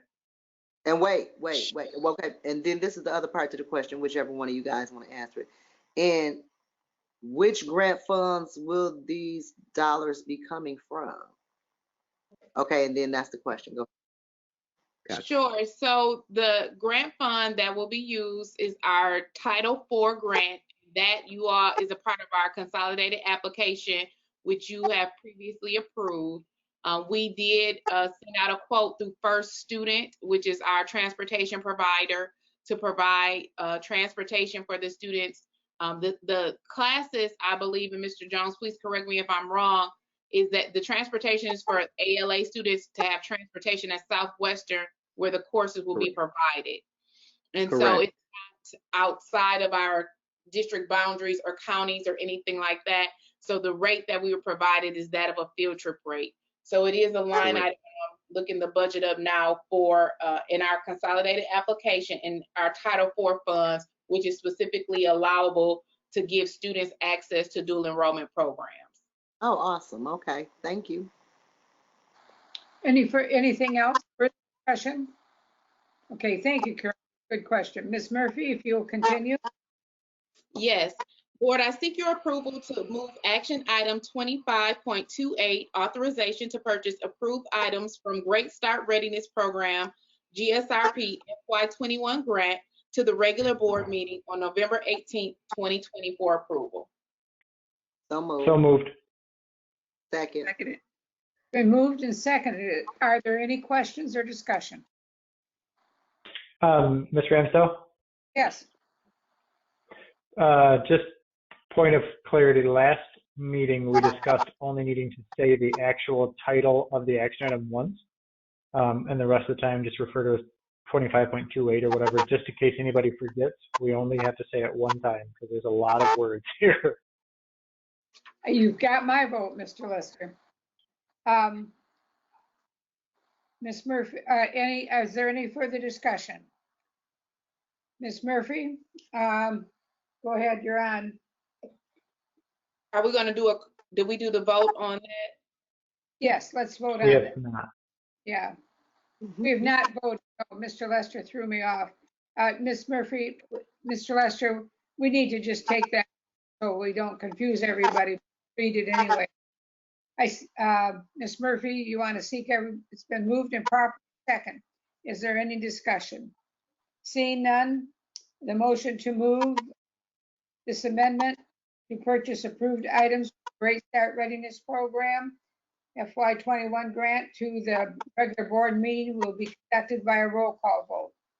President Lester? Yes. Ms. Wright?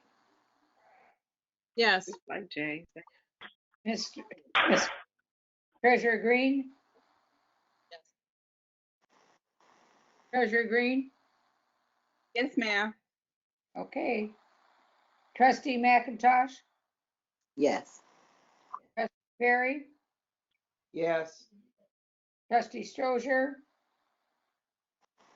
Myself, Secretary Ramsdell, yes, vote passes 6-0.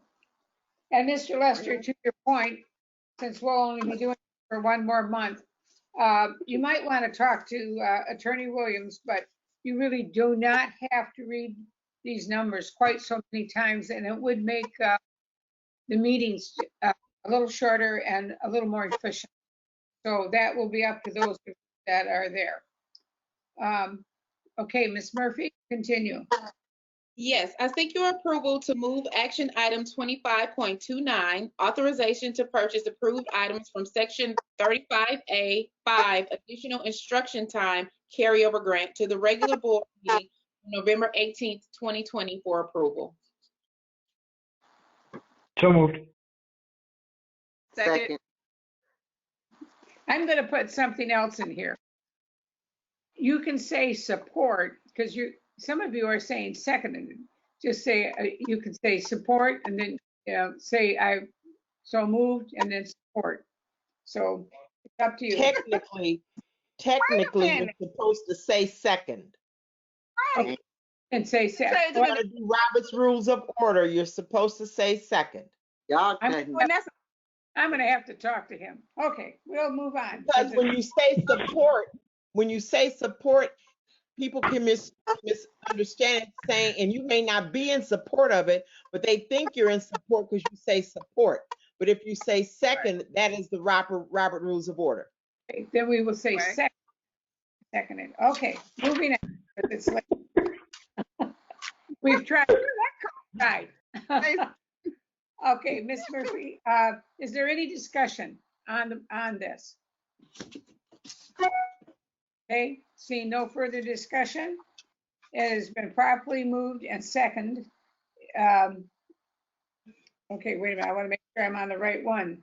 Seeing no further discussion, the motion to move action item 25.29 to purchase approved items from section 35A instruction time carryover grant to the regular board meeting will be conducted by a roll call vote.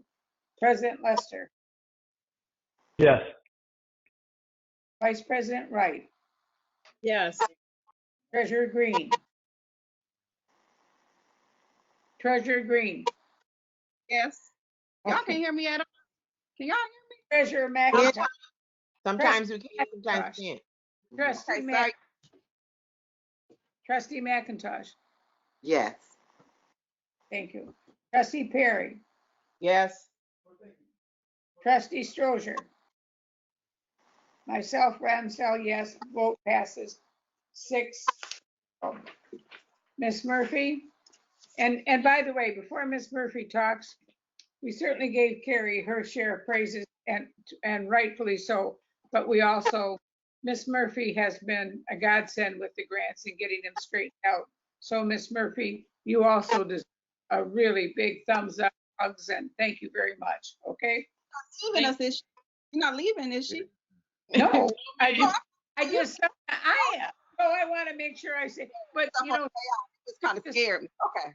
We just need to thank the people that work so hard more often. My heart dropped. Thank you for that. I seek your approval to move action item 25.30, authorization to purchase approved items from Title III grant to the regular board meeting on November 18th, 2020 for approval. So moved. Seconded. Been moved and properly seconded. Is there any discussion?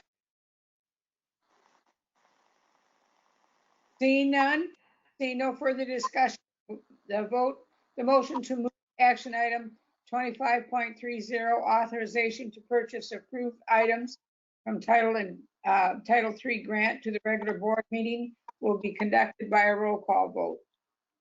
As I call your name, please answer yes or no. President Lester. Yes. Vice President Wright. Yes. Treasurer Green. Yes. Trustee McIntosh. Yes. Trustee Perry. Yes. Trustee Strozier. Myself, Ramsdell, yes. Motion passes 6-0.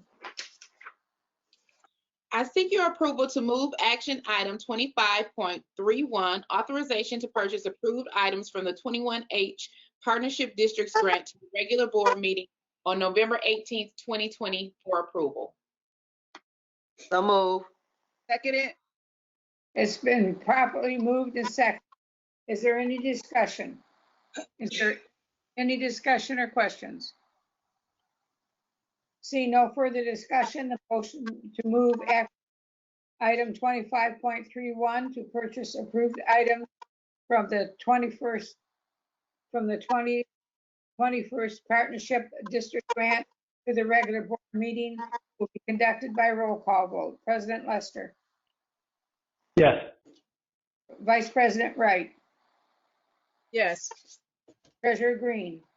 Yes. Trustee McIntosh. Yes. Trustee Perry. Yes. Trustee Strozier.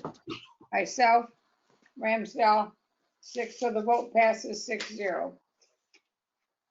Ms. Murphy. I seek your approval to move action item 25.32, authorization to purchase approved items from the amended elementary and secondary school emergency relief ESSER fund formula grant to the regular board meeting on November 8th, 2020 for approval.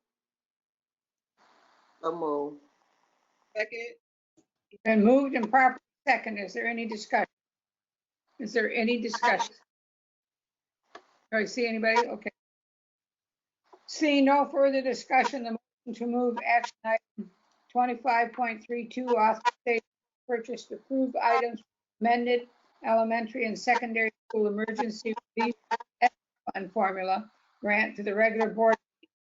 It will be done by roll call vote. President Lester. Yes. Vice President Wright. Yes. Treasurer Green. Yes. Treasurer McIntosh. Yes. Trustee Perry. Yes. Myself, Secretary Ramsdell. Trustee Strozier. No, myself. Motion passes 6-0. Thank you, Ms. Murphy and Mr. Jones. You're welcome. Seeing no further action, I declare the Academic Committee of the whole meeting adjourned. I now remarks from the individual board members. no, I turn this over to Kate, Mr. Lester. He asked you that. Okay. I'm sorry. No, that's all right. I love you. I love Mr. Lester. Yeah, before we get into the individual board members, I want to say that during the governance subcommittee meeting last night, it was shared that a mid-year evaluation for Superintendent Stewart will be conducted prior to the departure of our current board members to December 31st, 2020.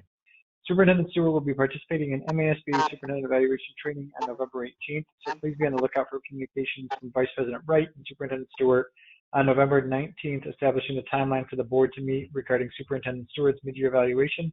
Dedication to this timeline is greatly appreciated as we want to complete the task before December 16th. I'd also like to say congratulations to our new oncoming board members. As of the first of the year, there will be a fully female board, and that's super exciting. And to quote a friend of mine from around town, Flint's future is female, so that's really exciting to see things like that going on. Any other comments from board members? Ms. Green, I'm assuming that you had something you wanted to say, which is why you brought it up. I just joking, yeah. I have two things in my notes I were going over that I think we talked about, unless I missed it, we haven't picked back up conversation about it, the Mr. Foster situation about the carpet that he was trying to purchase. We never, I think I requested that he came before the board to talk about that, and I don't think it ever happened unless I missed something. So that's something I wanted to revisit. I don't know who, I guess that goes to Mrs. Stewart, I guess. I'm sorry, Board Member Green, you want Mr. Foster to do what? No, I had requested when we talked about him wanting to buy carpet for some place in the administration building. Mm-hmm. Southwestern. Was it in Southwestern? Yes. Mm-hmm. Okay. Oh, yeah. Okay. I'm sorry. And we never. It kind of fell by the wayside. I don't think we ever came to a conclusion. So I requested that he come if he was willing to and share with the board his feelings about and why he was doing it. Just so we can kind of come to a resolution about it, because we never did. We just talked about it. Mm-hmm. And so, also, sorry, Ms. Green, can I say something about that? I don't know if you were going on to something else. Yep, I was. So yeah, go ahead. Okay. So Mr. Foster was requesting to use athletic funds to do carpet at Southwestern. That is not really an appropriate use of his athletic funds. However, we do understand why it is that he wanted to do it. He replacing the carpet in Southwestern's office. And so we are in the process of looking to see if there are some other things that we can do to replace the carpet at Southwestern versus using the athletic funds, which is not really an appropriate use for that. His athletic funds should be going to the students for athletics and not for carpeting, which is a district responsibility. And so we are looking into seeing if we can do some other things as a district to be able to replace that carpet. Okay, I appreciate that. It was just kind of left in limbo. We talked about it, people have opinions, but we never kind of got. So I appreciate it. I'm sorry, I thought that gap was closed with you, and if it wasn't, I will own it. I apologize if that gap was not closed. That's okay. I just wanted to cross it off my list, my notes. And the second thing, big one, Northwestern. We had extensive conversation about what we're going to do with that and how we're going to do what we do, but we kind of never, unless I missed something, we never kind of picked that ball back up to kind of come to a resolution on that either. Tell me more. When you say do with that, what do you mean? As far as the use of the facility? So we had several options. I think it was 3 or 4 options. Am I by myself? Y'all remember this? Does anybody else recall? We voted. Yeah, we voted on that. Okay, we voted on that. So what was the vote? I missed that. I don't know if I just wasn't here or what. I missed it. We voted to not use that building. Yeah. Yeah, so we voted to basically wait a year and then add air conditioning to our other buildings, and then next year lay it up again. So it was kind of a hybrid. I'm sorry. It was kind of a hybrid. So we had two different plans. It was either lay it up and don't do anything, or don't lay it up and do stuff. So basically, we're going to wait a year to lay it up, and then we were able to add air conditioning to our other facilities. But we said something about taking something off of North and putting it up. It was still some stuff that was up in the air, I thought. Okay, maybe I'm wrong. Okay, so. No, okay. because in fact, at that meeting, because you were there, at that meeting, you were happy that we were going to be able to put air conditioning in all of our elementary schools. Right, I And remember we that. voted on that. Right, I remember that part, but I think the facilities guy said something about taking something off of another building, taking something off of Northwest and putting on taking something off of North. It was something about, I have to go back through my notes. Okay. But we shot all that down. We shot all that down. Okay, okay, good. Okay, I just want to make sure because I didn't have it crossed off on my list. Okay. Ms. McIntyre? Well, here. I'm sorry, Ms. Green. McIntosh, you're muted. It was something. I can't remember what it was. Yeah, I wanted to speak. Oh, it's not. Go ahead, Ms. Ramsdale. I think. No, Carol. are you finished? Oh yeah, I'm done. Okay. I just wanted to say, I put the fact Obama's shot in the basket. Mm-hmm. I put that on my Facebook page because I started my teaching career at Northwestern and in that gym. Mm-hmm. And so I put it on that Northwestern had finally met its due. It was nationally famous because we saw it. And that, and a tribute to all the cats that had played in that gym, and that they should also be so pleased that, that Obama, of all people, because he also spoke there one time when he was here, made that basket. I received notes from all over the country from people who'd gone to Northwestern and everything. And so if we don't reopen Northwestern, it has been a fine tribute has been paid to it. And I think we should all remember that. Okay, thanks. Just wanted to say that. Okay, now that the organizer has me unmuted, organizer, I'm mad at you because I've drawn a blank. Oh, I know what it was. I thought, so did we not? So Casey, you said that we said something about laying it up, but did that not include putting up some type of firewall that could never be removed? I thought that's what this board voted on. Yeah. Now, correct me if I'm wrong. I'm hoping I'm wrong. So that was all part of next year. So basically this year we weren't going to do that because of the cost for said firewall. So this year those funds are going to be allocated to the air conditioning at the elementary schools. And then next year is when the firewall would have to have been put in place. Well, I just would like to say that was an awesome shot and it was an awesome setup. Only Flint Northwestern had the space and the setup to handle something like that, and it was just fabulous. Yes, yes, it was. I loved it. Ms. Perry? Two things. Number one, yes, I'd like to give hats off to Mr. Stewart for working with Secret Service and having things so organized. It was very easy to get into the parking lot, and it was very easy to get out once everything was over. So I just would like to say thank you for that. And then secondly, with the admin building, well, no, not with that. Let's see, how do I say this? We've got everything in place, and because of COVID, have we completed everything in the admin building that we needed to complete for the safety of our staff? You know, because downstairs they have, we voted to have the plexiglass, and the farthest I've been in that building has been in months, has been central enrollment.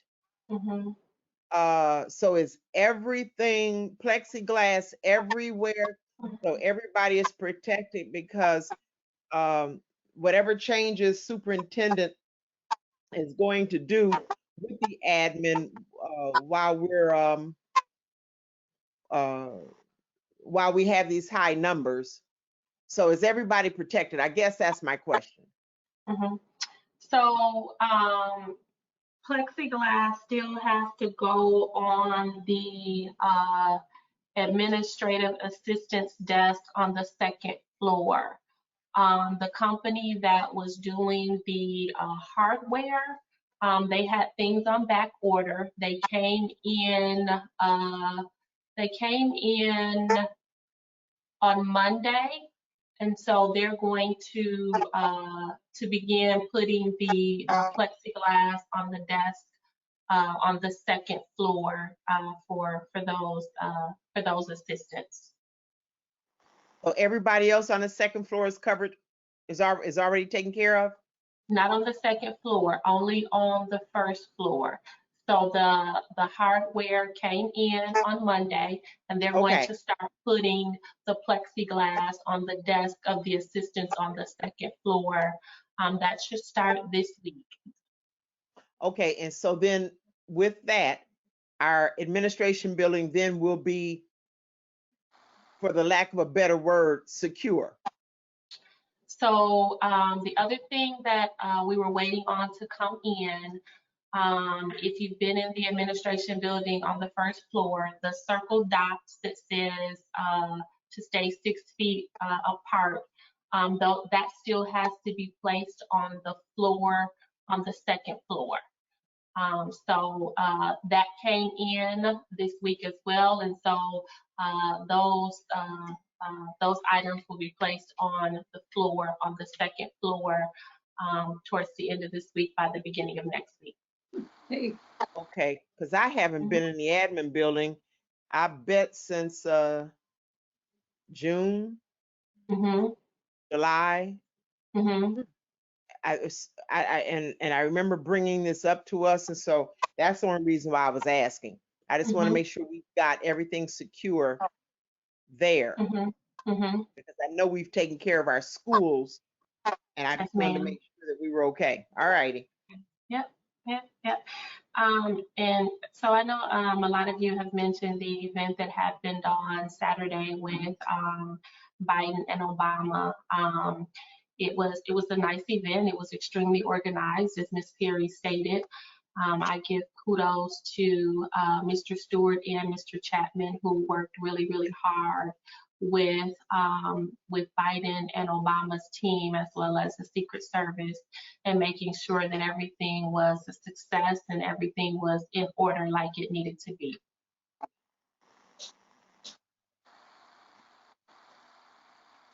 And I guess now when we say Biden, we need to say President. President. Yeah. Got that right. Thank you, Jesus. Man. Here we do. Well. All right. That being said, does anybody else have anything else, or? All right. Well, Betty, congratulations and happy birthday. Thank you. Oh, happy birthday. Super exciting. Yeah. Thank you. It was a great birthday. Awesome. When was it? When was your birthday again? Pardon me? Oh, it was 80. When was your birthday? October 30th. No. October 30th. My mom asked me that. She's like, when was their birthday? I said October 30th. I hope she's doing So, well. Did you say October 3rd? 30th. October 30th. 30. Oh, 30. Well, Miss mine was November 2nd. Happy birthday to you too, Miss Perry. Happy birthday. My mom said happy birthday. all right. I hope this So, as you reach that milestone. Right. You all do. It's a wonderful milestone. all right. Our next regular board meeting is scheduled for Wednesday, November 18th at 6:30 p.m. Seeing no further action, I declare the board committee of the whole meeting adjourned. Thank you, everybody. Thank you. Stay safe. Good night. Good night. Night.